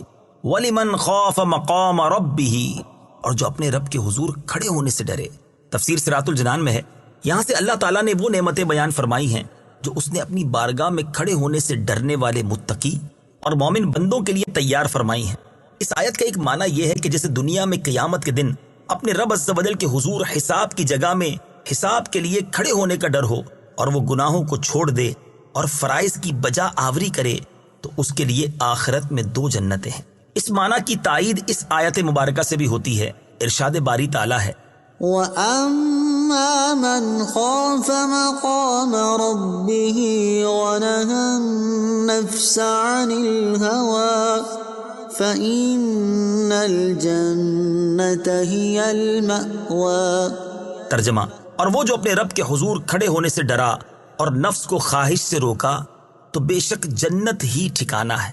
دوسرا معنی یہ ہے کہ جو اس بات سے ڈرے کہ اس کے تمام اعمال اللہ تعالیٰ جانتا ہے اور وہ اس کے اعمال کی نگرانی رکھتا ہے، اور اس خوف کی وجہ سے وہ بندہ گناہ چھوڑ دے تو اس کے لیے آخرت میں 2 جنتیں ہیں۔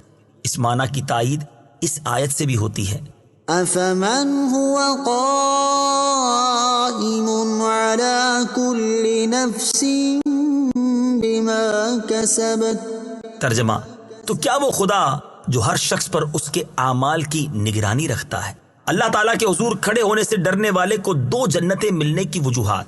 2 جنتوں سے مراد جنت عدن اور جنت نعیم ہے، اور 2 جنتیں ملنے کی وجوہات مفسرین نے مختلف بیان فرمائی ہیں۔ نمبر 1، ایک جنت اللہ تعالیٰ سے ڈرنے کا صلہ ہے اور ایک نفسانی خواہشات ترک کرنے کا صلہ ہے۔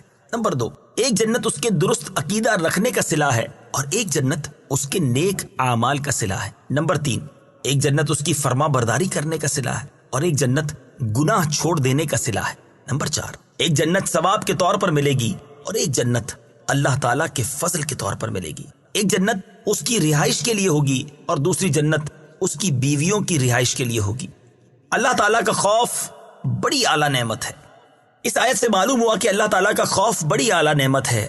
اللہ تعالیٰ سب مسلمانوں کو اپنا خوف نصیب کرے۔ امیر المومنین حضرت عمر فاروق رضی اللہ تعالی عنہ کے زمانہ مبارکہ میں ایک نوجوان بہت متقی اور پرہیزگار و عبادت گزار تھا، حتیٰ کہ حضرت عمر رضی اللہ تعالیٰ عنہ بھی اس کی عبادت پر تعجب کیا کرتے تھے۔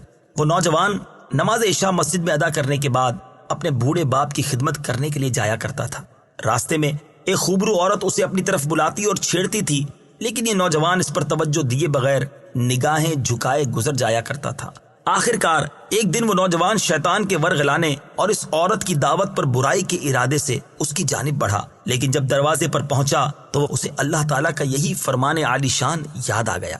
إِنَّ الَّذِينَ اتَّقَوْا إِذَا مَسَّهُمْ طَائِفٌ مِّنَ الشَّيْطَانِ تَذَكَّرُوا فَإِذَا هُم مُبْصِرُونَ۔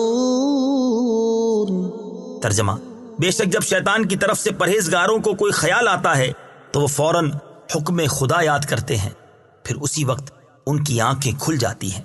اس آیت پاک کی یاد آتے ہی اس کے دل پر اللہ تعالیٰ کا خوف اس قدر غالب ہوا کہ وہ بے ہوش ہو کر زمین پر گر گیا۔ جب یہ بہت دیر تک گھر نہ پہنچا تو اس کا بوڑھا باپ اسے تلاش کرتا ہوا وہاں پہنچا اور لوگوں کی مدد سے اسے اٹھوا کر گھر لے آیا۔ ہوش آنے پر باپ نے تمام واقعہ دریافت کیا۔ نوجوان نے پورا واقعہ بیان کر کے جب اس آیت پاک کا ذکر کیا تو ایک مرتبہ پھر اس پر اللہ تعالیٰ کا شدید خوف غالب ہوا۔ اس نے ایک زوردار چیخ ماری اور اس کا دم نکل گیا۔ راتوں رات ہی اس کے غسل و کفن و دفن کا انتظام کر دیا گیا۔ صبح جب یہ واقعہ حضرت عمر رضی اللہ تعالیٰ عنہ کی خدمت میں پیش کیا گیا تو آپ اس کے باپ کے پاس تعزیت کے لیے تشریف لے گئے اور اس سے فرمایا کہ آپ نے ہمیں اطلاع کیوں نہیں دی تاکہ ہم بھی جنازے میں شریک ہو جاتے۔ اس نے عرض کی، امیر المومنین، اس کا انتقال رات میں ہوا تھا اور آپ کے آرام کا خیال کرتے ہوئے بتانا مناسب معلوم نہ ہوا۔ آپ نے فرمایا مجھے اس کی قبر پر لے چلو۔ وہاں پہنچ کر آپ نے یہ آیت مبارکہ پڑھی، وَلِمَنْ خَافَ مَقَامَ رَبِّهِ جَنَّتَانِ۔ ترجمہ، اور جو اپنے رب کے حضور کھڑے ہونے سے ڈرے اس کے لیے 2 جنتیں ہیں۔ تو قبر میں سے اس نوجوان نے جواب دیتے ہوئے کہا، یا امیر المومنین، بے شک میرے رب نے مجھے 2 جنتیں عطا فرمائی ہیں۔ فَبِأَيِّ آلَاءِ رَبِّكُمَا تُكَذِّبَانِ۔ تو تم دونوں اپنے رب کی کون کون سی نعمت کو جھٹلاؤ گے؟ یعنی اے جن اور انسان کے گروہ، جب اللہ تعالیٰ نے تمہارے اعمال کے ثواب کے لیے جنت بنائی ہے تو تم دونوں اپنے رب عز و جل کی کون کون سی نعمت کو جھٹلاؤ گے؟ ذواتا افنان فبأي آلاء ربكما تكذبان. ترجمہ: شاخوں والی ہیں تو تم دونوں اپنے رب کی کون کون سی نعمت کو جھٹلاؤ گے. ذواتا افنان، بہت سی شاخوں والی ہیں. تفسیر صراط الجنان میں ہے، یہاں سے ان دو جنتوں کے اوصاف بیان کیے جا رہے ہیں. چنانچہ ارشاد فرمایا کہ ان جنتوں کا ایک وصف یہ ہے کہ وہ دونوں جنتیں پھلوں سے لدی ہوئی شاخوں والی ہیں اور ہر شاخ میں قسم قسم کے میوے ہیں. فَبِأَيِّ آلَاءِ رَبِّكُمَا تُكَذِّبَانِ، تو تم دونوں اپنے رب کی کون کون سی نعمت کو جھٹلاؤ گے. تفسیر صراط الجنان میں ہے، یعنی اے جن اور انسان کے گروہ، اطاعت گزاروں کو ایسا ثواب دے کر اللہ تعالیٰ نے جو تم پر انعام فرمایا، تو ان میں سے تم دونوں اپنے رب عز و جل کی کون کون سی نعمت کو جھٹلاؤ گے. فيهما عينان تجريان فبأي آلاء ربكما تكذبان. ترجمہ: ان میں دو چشمے بہ رہے ہیں تو تم دونوں اپنے رب کی کون کون سی نعمت کو جھٹلاؤ گے. فیہما عینان تجریان، ان میں دو چشمے بہ رہے ہیں. تفسیر صراط الجنان میں ہے، یہاں ان جنتوں کا ایک اور وصف بیان ہوا کہ ان میں سے ہر ایک جنت میں صاف اور میٹھے پانی کے دو چشمے بہ رہے ہیں. ان میں سے ایک کا نام تسنیم اور دوسرے کا نام سلسبیل ہے. بعض مفسرین نے فرمایا کہ ایک چشمہ خراب نہ ہونے والے پانی کا ہے اور ایک چشمہ ایسی شراب کا ہے جو پینے والوں کے لیے لذت بخش ہے. فَبِأَيِّ آلَاءِ رَبِّكُمَا تُكَذِّبَانِ، تو تم دونوں اپنے رب کی کون کون سی نعمت کو جھٹلاؤ گے. تفسیر صراط الجنان میں ہے، یعنی اے جن اور انسان کے گروہ، اللہ تعالیٰ نے تمہیں یہ چشمے عطا کر کے تمہاری نعمت میں اضافہ فرمایا تو تم اس کی قدرت اور نعمت کا انکار کیسے کر سکتے ہو، اور تم دونوں اپنے رب عز و جل کی کون کون سی نعمت کو جھٹلاؤ گے. فيهما من كل فاكهة زوجان فبأي آلاء ربكما تكذبان. ترجمہ: ان دونوں باغوں میں ہر پھل کی دو دو قسمیں ہیں تو تم دونوں اپنے رب کی کون کون سی نعمت کو جھٹلاؤ گے. فیہما من کل فاکہۃ زوجان، ان دونوں باغوں میں ہر پھل کی دو دو قسمیں ہیں. تفسیر صراط الجنان میں ہے، دو قسموں سے مراد یہ ہے کہ بعض وہ پھل ہیں جو دنیا میں دیکھے گئے اور بعض وہ عجیب و غریب پھل ہیں جو اس سے پہلے کبھی نہ دیکھے گئے. یا اس سے مراد یہ ہے کہ بعض پھل خشک ہیں اور بعض تر، یا یہ مراد ہے کہ بعض پھل خالص میٹھے ہیں اور بعض ترشی کی طرف مائل ہیں. فَبِأَيِّ آلَاءِ رَبِّكُمَا تُكَذِّبَانِ، تو تم دونوں اپنے رب کی کون کون سی نعمت کو جھٹلاؤ گے. یعنی اے جن اور انسان کے گروہ، تم ان لذیذ نعمتوں میں سے اپنے رب عز و جل کی کون کون سی نعمت کو جھٹلاؤ گے. متكئين على فرش بطائنها من استبرق وجنى الجنتين دان فبأي آلاء ربكما تكذبان. ترجمہ: اور جنتی ایسے بچھونوں پر تکیہ لگائے ہوئے ہوں گے جن کے اندرونی حصے موٹے ریشم کے ہیں اور دونوں جنتوں کے پھل جھکے ہوئے ہوں گے. تو تم دونوں اپنے رب کی کون کون سی نعمت کو جھٹلاؤ گے. متکئین علی فرش، بچھونوں پر تکیہ لگائے ہوئے ہوں گے. تفسیر صراط الجنان میں ہے، یعنی جنتی لوگ بادشاہوں کی طرح آرام اور راحت سے ایسے بچھونوں پر ٹیک لگا کر بیٹھے ہوئے ہوں گے جن کے اندرونی حصے موٹے ریشم کے ہوں گے.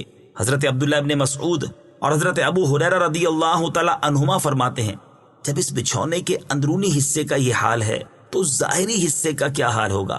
اور حضرت عبداللہ ابن عباس رضی اللہ تعالی عنہما فرماتے ہیں، اللہ تعالیٰ نے ان بچھونوں کے اندرونی حصے کا حال تو بیان کر دیا لیکن ظاہری حصے کا بیان نہیں کیا، کیونکہ زمین میں کوئی ایسی چیز ہے ہی نہیں جس سے ان کے ظاہری حصوں کا حال پہچانا جا سکے.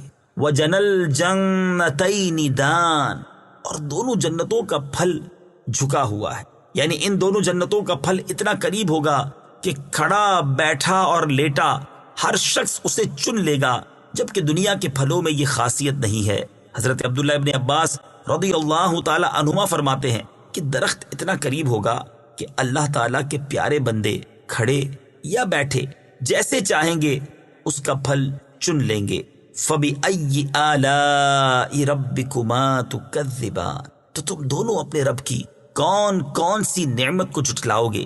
تفسیر صراط الجنان میں ہے، یعنی اے جن اور انسان کے گروہ، ان لذیذ اور باقی رہنے والی نعمتوں میں سے تم دونوں اپنے رب عز و جل کی کون کون سی نعمت کو جھٹلاؤ گے؟ فيهن قاصرات الطرف لم يطمثهن إنس قبلهم ولا جان فبأي آلاء ربكما تكذبان۔ ترجمہ: ان جنتوں میں وہ عورتیں ہیں کہ شوہر کے سوا کسی کو آنکھ اٹھا کر نہیں دیکھتی، جنہیں ان کے شوہروں سے پہلے نہ کسی آدمی نے چھوا اور نہ کسی جن نے، تو تم دونوں اپنے رب کی کون کون سی نعمت کو جھٹلاؤ گے؟ فیہن قاصرات الطرف، ان جنتوں میں وہ عورتیں ہیں کہ شوہر کے سوا کسی کو آنکھ اٹھا کر نہیں دیکھتی۔ تفسیر صراط الجنان میں ہے، اس آیت کا خلاصہ یہ ہے کہ ان جنتوں کے محلات میں جنتی مردوں کے لیے ایسی بیویاں ہوں گی جو اپنے شوہر کے علاوہ کسی اور کی طرف آنکھ اٹھا کر نہیں دیکھیں گی، اور ان میں سے ہر ایک اپنے شوہر سے کہے گی مجھے اپنے رب عز و جل کی عزت و جلال کی قسم، جنت میں مجھے کوئی چیز تجھ سے زیادہ اچھی نہیں معلوم ہوتی، تو اس خدا عز و جل کی حمد ہے جس نے تمہیں میرا شوہر بنایا اور مجھے تمہاری بیوی بنایا۔ اور وہ بیویاں ایسی ہوں گی کہ انہیں ان کے جنتی شوہروں کے علاوہ نہ کسی آدمی نے چھوا ہوگا اور نہ ہی کسی جن نے۔ ان بیویوں سے مراد حور عین ہیں، کیونکہ وہ جنت میں پیدا کی گئی ہیں، اس لیے ان کے شوہروں کے سوا انہیں کسی نے نہیں چھوا۔ بعض مفسرین نے فرمایا ان سے مراد دنیا کی عورتیں ہیں، انہیں دوبارہ کنواریاں پیدا کیا جائے گا اور اس پیدائش کے بعد انہیں ان کے شوہروں کے علاوہ کسی اور نے نہ چھوا ہوگا۔ آیت فیہن قاصرات الطرف سے حاصل ہونے والی معلومات۔ اس آیت سے چند باتیں معلوم ہوئیں۔ نمبر 1، تقوی اور شرم و حیا عورت کا بہت بڑا کمال ہے۔ نمبر 2، اجنبی عورت کا متقی پرہیزگار مرد سے بھی پردہ ہے، کیونکہ جنت میں سب متقی ہوں گے مگر ان سے بھی پردہ ہوگا۔ نمبر 3، پردہ اللہ تعالیٰ کی وہ نعمت ہے جو جنت میں بھی ہوگی۔ نمبر 4، حوریں پیدا ہو چکی ہیں اور جنت کی تمام نعمتوں کی طرح وہ بھی موجود ہیں۔ نمبر 5، حضرت آدم علیہ السلام اگرچہ جنت میں رہے اور وہاں کی نعمتیں کھائیں، مگر آپ علیہ السلام حوروں کی طرف مائل نہ ہوئے، کیونکہ حوریں صرف جزا کے طور پر ملیں گی۔ فَبِأَيِّ آلَاءِ رَبِّكُمَا تُكَذِّبَانِ، تو تم دونوں اپنے رب کی کون کون سی نعمت کو جھٹلاؤ گے؟ تفسیر صراط الجنان میں ہے، یعنی اے جن اور انسان کے گروہ، اللہ تعالیٰ نے تمہاری طبیعت کے موافق تمہارے لیے بیویاں بنائیں اور وہ تمہارے علاوہ کسی اور کی طرف نہیں دیکھتی، تو تم اللہ تعالیٰ کا انکار کس طرح کرتے ہو؟ اور تم دونوں اپنے رب عز و جل کی کون کون سی نعمت کو جھٹلاؤ گے؟ كأنهن الياقوت والمرجان فبأي آلاء ربكما تكذبان۔ ترجمہ: گویا وہ لال اور مونگا ہیں، تو تم دونوں اپنے رب کی کون کون سی نعمت کو جھٹلاؤ گے؟ کأنہن الیاقوت والمرجان، گویا وہ لال اور مونگا ہیں۔ تفسیر صراط الجنان میں ہے، یعنی جنتی حوریں صفائی اور خوش رنگی میں لال اور مونگے پتھر کی طرح ہیں۔ جنتی حوروں کی صفائی اور خوش رنگی۔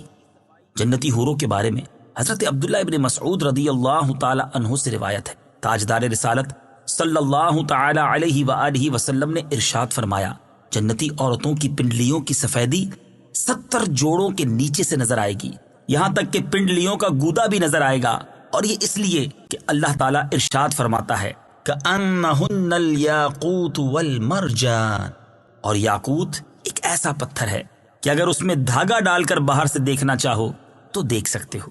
اور حضرت عبداللہ ابن مسعود رضی اللہ تعالیٰ عنہ سے مروی ہے کہ حور عین کی پنڈلی کا مغز لباس کے 70 جوڑوں کے نیچے گوشت اور ہڈی کے پیچھے سے اس طرح نظر آتا ہے جس طرح شیشے کی سراہی میں سرخ شراب نظر آتی ہے۔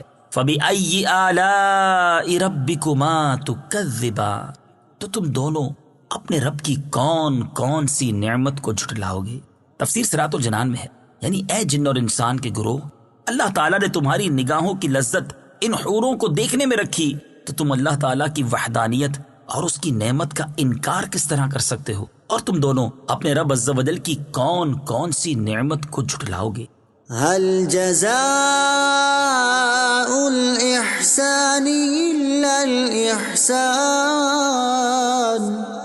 فبأي آلاء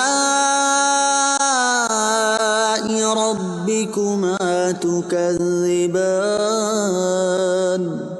ترجمہ، نیکی کا بدلہ نیکی ہی ہے تو تم دونوں اپنے رب کی کون کون سی نعمت کو جھٹلاؤ گے؟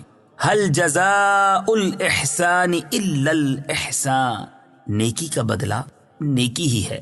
تفسیر صراط الجنان میں ہے، یعنی جو قیامت کے دن اللہ تعالیٰ کی بارگاہ میں کھڑے ہونے سے ڈرا اور دنیا میں اس نے اچھے عمل کیے اور اپنے رب تعالیٰ کی فرما برداری کی، تو آخرت میں اللہ تعالیٰ اس کے ساتھ اس طرح احسان فرمائے گا کہ اسے اس کی دنیاوی نیکیوں پر وہ جزا عطا فرمائے گا جو ان آیات میں بیان ہوئی۔ اور حضرت عبداللہ ابن عباس رضی اللہ تعالی عنہما فرماتے ہیں کہ جو لا الہ الا اللہ کا قائل ہو اور نبی اکرم صلی اللہ تعالی علیہ وآلہ وسلم کی شریعت پر عامل ہو تو اس کی جزا جنت ہے۔ فَبِأَيِّ آلَاءِ رَبِّكُمَا تُكَذِّبَانِ، تو تم دونوں اپنے رب کی کون کون سی نعمت کو جھٹلاؤ گے؟ تفسیر صراط الجنان میں ہے، یعنی اے جن اور انسان کے گروہ، تم اپنے رب عز و جل کی نعمت کا انکار کس طرح کر سکتے ہو، حالانکہ اس نے تمہاری نیکی کا ثواب جنت رکھی اور اسے تمہارے سامنے بیان کر دیا تاکہ تم نیک اعمال کر کے اللہ تعالیٰ کے ثواب اور اس کے احسان کو پالو۔ وَمِن دُونِهِمَا جَنَّتَانِ فَبِأَيِّ آلَاءِ رَبِّكُمَا تُكَذِّبَانِ۔ ترجمہ، اور ان کے سوا دو جنتیں اور ہیں تو تم دونوں اپنے رب کی کون کون سی نعمت کو جھٹلاؤ گے؟ وَمِن دُونِهِمَا جَنَّتَانِ، اور ان کے سوا دو جنتیں اور ہیں۔ تفسیر صراط الجنان میں ہے، یعنی جن دو جنتوں کا ذکر اوپر گزرا ان کے علاوہ دو جنتیں اور بھی ہیں، مگر یہ دونوں ان پہلی جنتوں سے مرتبے، مقام اور فضیلت میں کم ہیں۔ حضرت ابو موسیٰ اشعری رضی اللہ تعالیٰ عنہ سے روایت ہے، رسول کریم صلی اللہ تعالی علیہ وآلہ وسلم نے ارشاد فرمایا، دو جنتیں تو ایسی ہیں جن کے برتن اور سامان چاندی کے ہیں، اور دو جنتیں ایسی ہیں کہ جن کے برتن اور سامان سونے کے ہیں۔ امام ضحاک رحمت اللہ تعالی علیہ فرماتے ہیں، پہلی دو جنتیں سونے اور چاندی کی اور دوسری دو جنتیں یاقوت اور زبرجد کی ہیں۔ جن جنتوں کا اس آیت میں بیان ہوا ان کے بارے میں ایک قول یہ ہے کہ یہ دائیں جانب والوں کے لیے ہیں، کیونکہ ان کا مرتبہ ان لوگوں سے کم ہے جو اللہ تعالیٰ کی بارگاہ میں کھڑے ہونے سے ڈرتے ہیں، اور ایک قول یہ ہے کہ یہ دونوں جنتیں بھی اللہ تعالیٰ کی بارگاہ میں کھڑے ہونے سے ڈرنے والوں کے لیے ہیں۔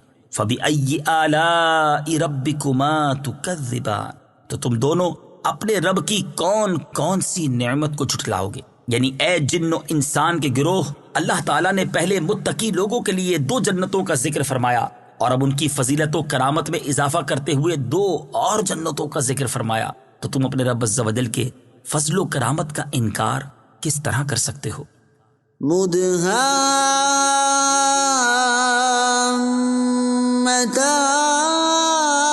مدهامتان فبأي آلاء ربكما تكذبان۔ ترجمہ، وہ دونوں جنتیں نہایت سبز درختوں کی وجہ سے سیاہی کی جھلک دے رہی ہیں، تو تم دونوں اپنے رب کی کون کون سی نعمت کو جھٹلاؤ گے؟ مدہامتان، وہ دونوں جنتیں نہایت سبز درختوں کی وجہ سے سیاہی کی جھلک دے رہی ہیں۔ اس آیت میں ان جنتوں کا وصف بیان کیا گیا ہے کہ ان کے درختوں کے پتے اتنے سبز ہیں کہ وہ سیاہی کی جھلک دے رہے ہیں۔ سبز رنگ کا فائدہ، یہ انتہائی خوشنما رنگ ہے اور نور نظر کے لیے بہت مفید ہے۔ حضرت جابر بن عبداللہ رضی اللہ تعالی عنہ سے روایت ہے، نبی اکرم صلی اللہ تعالی علیہ وآلہ وسلم نے ارشاد فرمایا، سبز رنگ کی طرف دیکھنے سے بصارت میں اضافہ ہوتا ہے۔ فَبِأَيِّ آلَاءِ رَبِّكُمَا تُكَذِّبَانِ، تو تم دونوں اپنے رب کی کون کون سی نعمت کو جھٹلاؤ گے؟ تفسیر صراط الجنان میں ہے، یعنی اے جن اور انسان کے گروہ، اللہ تعالیٰ نے تمہارے لیے سبز جنتیں بنائیں، کیونکہ سبز رنگ کی طرف دیکھنے سے بصارت میں اضافہ ہوتا ہے، تو تم اس کی وحدانیت کا انکار کس طرح کر سکتے ہو؟ فیہما عینان نضاختان فبأي آلاء ربكما تكذبان۔ ترجمہ، ان میں دو چھلکتے ہوئے چشمے ہیں، تو تم دونوں اپنے رب کی کون کون سی نعمت کو جھٹلاؤ گے؟ فیہما عینان نضاختان، ان میں دو چھلکتے ہوئے چشمے ہیں۔ تفسیر صراط الجنان میں ہے، یعنی ان دونوں جنتوں میں پانی کے چھلکتے ہوئے دو چشمے ہیں جن کا پانی ٹوٹتا نہیں۔ حضرت عبداللہ ابن عباس رضی اللہ تعالیٰ عنہما اس آیت کی تفسیر میں فرماتے ہیں کہ ان دونوں جنتوں میں اہل جنت پر خیر و برکت کے ساتھ پانی کے دو چھلکتے ہوئے چشمے ہیں، اور حضرت عبداللہ ابن مسعود رضی اللہ تعالیٰ عنہ اس کی تفسیر میں فرماتے ہیں کہ ان دونوں جنتوں میں اللہ تعالیٰ کے پیاروں پر مشک اور کافور کی خوشبو کے ساتھ پانی کے دو چھلکتے ہوئے چشمے ہیں۔ اور حضرت انس بن مالک رضی اللہ تعالی عنہ فرماتے ہیں، اہل جنت کے گھروں میں مشک اور عنبر کی خوشبو کے ساتھ پانی کے دو چھلکتے ہوئے چشمے ہیں۔ فَبِأَيِّ آلَاءِ رَبِّكُمَا تُكَذِّبَانِ، تو تم دونوں اپنے رب کی کون کون سی نعمت کو جھٹلاؤ گے؟ تفسیر صراط الجنان میں ہے، یعنی اے جن اور انسان کے گروہ، تم میں سے نیک اعمال کرنے والوں کو ایسا عظیم ثواب عطا کر کے اللہ تعالیٰ نے تم پر انعام کیا، تو تم دونوں اپنے رب عز و جل کی کون کون سی نعمت کو جھٹلاؤ گے؟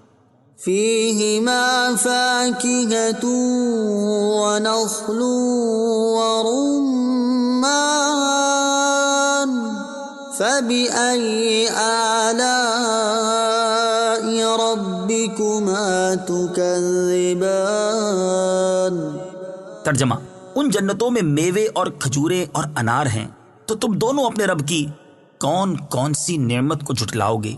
وَنَخْلٌ وَرُمَّانٌ، اور کھجوریں اور انار۔ تفسیر صراط الجنان میں ہے، یعنی جنتوں میں ہر طرح کے میوے ہوں گے۔ کھجور اور انار اگرچہ میوے میں داخل ہیں، لیکن ان کی فضیلت اور شرف کی وجہ سے انہیں خاص طور پر ذکر کیا گیا ہے۔ کھجور اور انار کے فضائل، یہاں آیت میں کھجور اور انار کا بطور خاص ذکر کیا گیا، اسی مناسبت سے ہم یہاں کھجور اور انار کے چند فضائل بیان کرتے ہیں۔ چنانچہ حضرت عبداللہ ابن عمر رضی اللہ تعالی عنہما فرماتے ہیں، تاجدار رسالت صلی اللہ تعالی علیہ وآلہ وسلم نے ارشاد فرمایا، درختوں میں سے ایک ایسا بھی ہے جس کے پتے نہیں گرتے، اور اس کی مثال ایک مسلمان جیسی ہے۔ مجھے بتاؤ وہ کون سا ہے؟ لوگ جنگل کے درختوں کے بارے میں سوچنے لگے، اور مجھے خیال آیا کہ وہ کھجور کا درخت ہے، لیکن مجھے بولنے سے شرم آئی، کیونکہ اس وقت بڑے بڑے صحابہ کرام علیہ رضوان موجود تھے۔ پھر لوگ عرض گزار ہوئے، یا رسول اللہ صلی اللہ تعالی علیہ وآلہ وسلم، آپ خود بتا دیجئے کہ وہ کون سا درخت ہے۔ ارشاد فرمایا، وہ کھجور کا درخت ہے۔ یہ حدیث پاک بخاری شریف میں موجود ہے۔ مسلم شریف کی حدیث میں ہے، حضرت عائشہ صدیقہ رضی اللہ تعالی عنہا فرماتی ہیں، سید المرسلین صلی اللہ تعالی علیہ وآلہ وسلم نے ارشاد فرمایا، اے عائشہ رضی اللہ تعالی عنہا، جس گھر میں کھجوریں نہ ہوں وہ لوگ بھوکے ہیں۔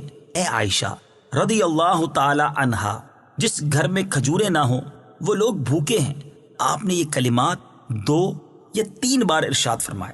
مروی ہے کہ حضرت عبداللہ ابن عباس رضی اللہ تعالی عنہما نے فرمایا، مجھے یہ حدیث پہنچی ہے کہ زمین میں ایسا کوئی انار نہیں جس کے دانوں میں جنتی انار کے دانوں سے پیوند کاری نہ کی گئی ہو۔ فَبِأَيِّ آلَاءِ رَبِّكُمَا تُكَذِّبَانِ، تو تم دونوں اپنے رب کی کون کون سی نعمت کو جھٹلاؤ گے؟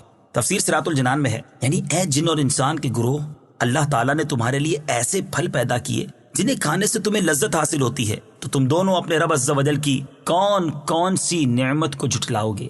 فیہن خیرات حسان فبأي آلاء ربكما تكذبان۔ ترجمہ: ان میں اخلاق کے اعتبار سے اچھی، صورت کے اعتبار سے حسین و جمیل عورتیں ہیں، تو تم دونوں اپنے رب کی کون کون سی نعمت کو جھٹلاؤ گے؟ فیہن، ان میں عورتیں ہیں۔ تفسیر صراط الجنان میں ہے، یعنی ان دونوں جنتوں میں اخلاق کے اعتبار سے اچھی اور صورت کے اعتبار سے حسین و جمیل عورتیں ہیں۔ حضرت انس رضی اللہ تعالی عنہ فرماتے ہیں، جنت میں حور عین یہ نغمہ گائیں گی: نحن الخيرات الحسان حبسنا لأزواج كرام، ہم اچھی سیرت اور اچھی صورت والیاں ہیں، ہم معزز و محترم شوہروں کے لیے روکی گئی ہیں۔ اچھی عادت اچھی صورت سے افضل ہے۔ یہاں اخلاقی اچھائی کو اللہ تعالیٰ نے پہلے ذکر کیا، اس سے معلوم ہوا کہ اچھی عادت اچھی صورت سے افضل ہے، لہٰذا نکاح کے لیے کسی عورت کا رشتہ دیکھتے وقت اس کے حسن و جمال کے مقابلے میں اس کی اچھی سیرت، اس کے اچھے کردار، اس کی دینداری اور اس کی اچھی عادات کو زیادہ ترجیح دینی چاہیے۔ احادیث میں بھی اسی چیز کی ترغیب دی گئی ہے، چنانچہ اس سے متعلق 3 احادیث سماعت فرمائیے۔ نمبر 1، ابن ماجہ کی حدیث ہے، حضرت ابو امامہ رضی اللہ تعالی عنہ سے روایت ہے، رسول اللہ صلی اللہ تعالی علیہ وآلہ وسلم فرماتے تھے کہ تقوی کے بعد مومن کے لیے نیک بیوی سے بہتر کوئی چیز نہیں۔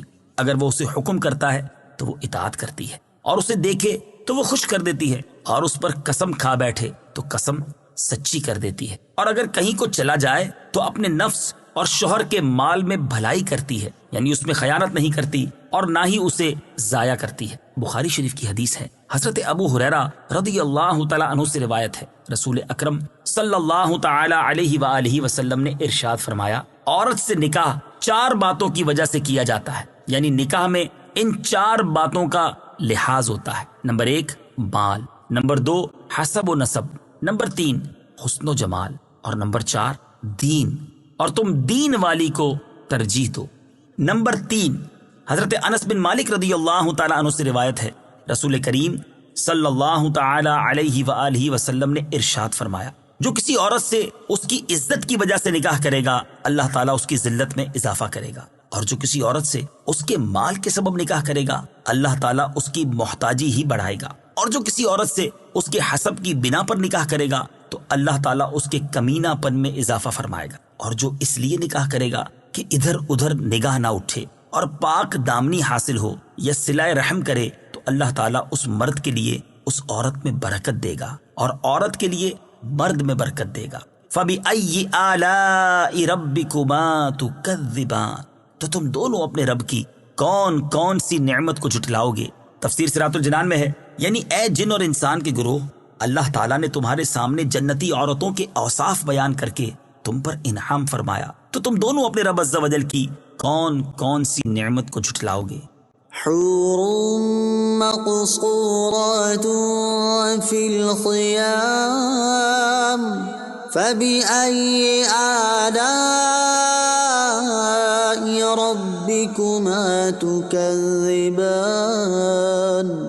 ترجمہ: خیموں میں پردہ نشین حوریں ہیں، تو تم دونوں اپنے رب کی کون کون سی نعمت کو جھٹلاؤ گے؟ حور، حوریں۔ تفسیر صراط الجنان میں ہے، ارشاد فرمایا کہ ان جنتوں میں خیموں میں پردہ نشین حوریں ہیں، جو کہ اپنی شرافت اور کرامت کی وجہ سے ان خیموں سے باہر نہیں نکلتی۔ جنتی حور اور اس کے خیموں کا حال، بخاری شریف کی حدیث ہے، حضرت انس بن مالک رضی اللہ تعالی عنہ سے روایت ہے، نبی کریم صلی اللہ تعالی علیہ وآلہ وسلم نے ارشاد فرمایا، اگر جنتی عورتوں میں سے زمین کی طرف کسی ایک کی جھلک پڑ جائے تو آسمان و زمین کے درمیان کی تمام فضا روشن ہو جائے اور خوشبو سے بھر جائے۔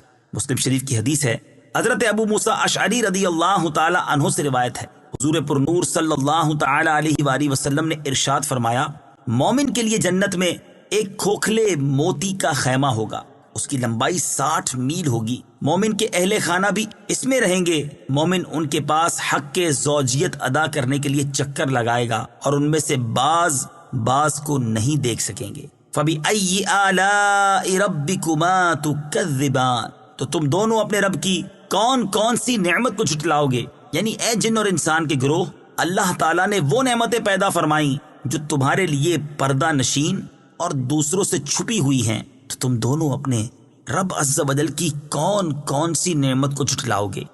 لم يطمثهن انس قبلهم ولا جان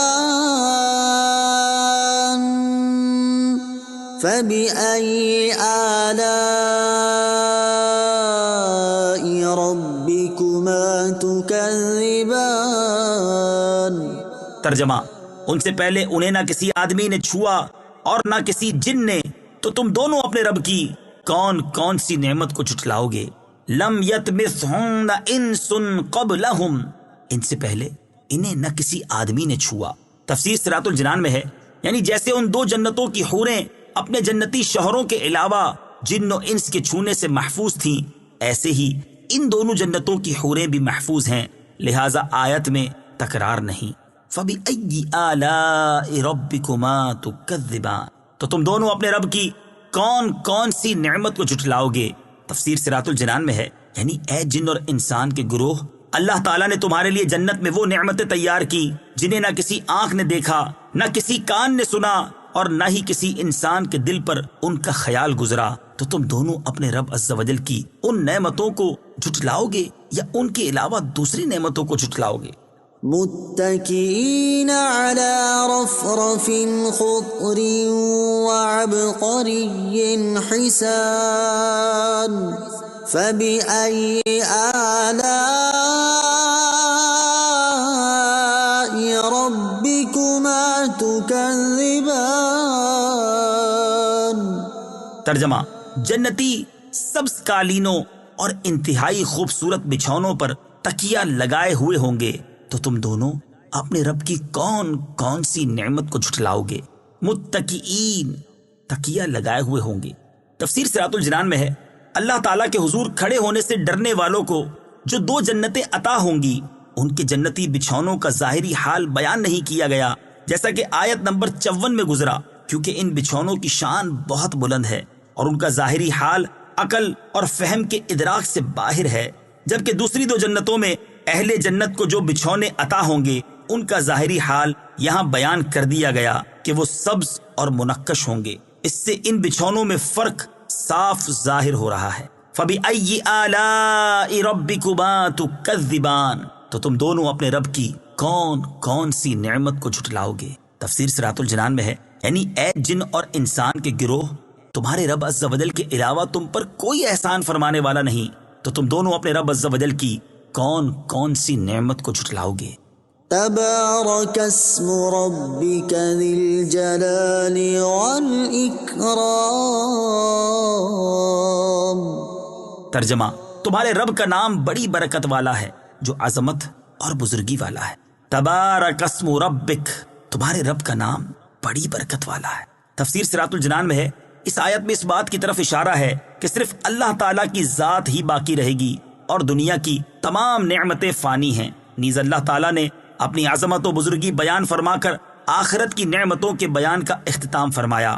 نماز کے بعد پڑھی جانے والی ایک دعا، حضرت ثوبان رضی اللہ تعالیٰ عنہ فرماتے ہیں کہ تاجدار رسالت صلی اللہ تعالی علیہ وآلہ وسلم نماز سے فارغ ہونے کے بعد 3 بار استغفار کرتے اور فرماتے، اللہم انت السلام ومنک السلام تبارکت ذی الجلال والاکرام، یعنی اے اللہ عز و جل، تو سلام ہے اور تجھ سے سلامتی ہے اور تو برکت والا ہے، اے جلالت اور بزرگی والے۔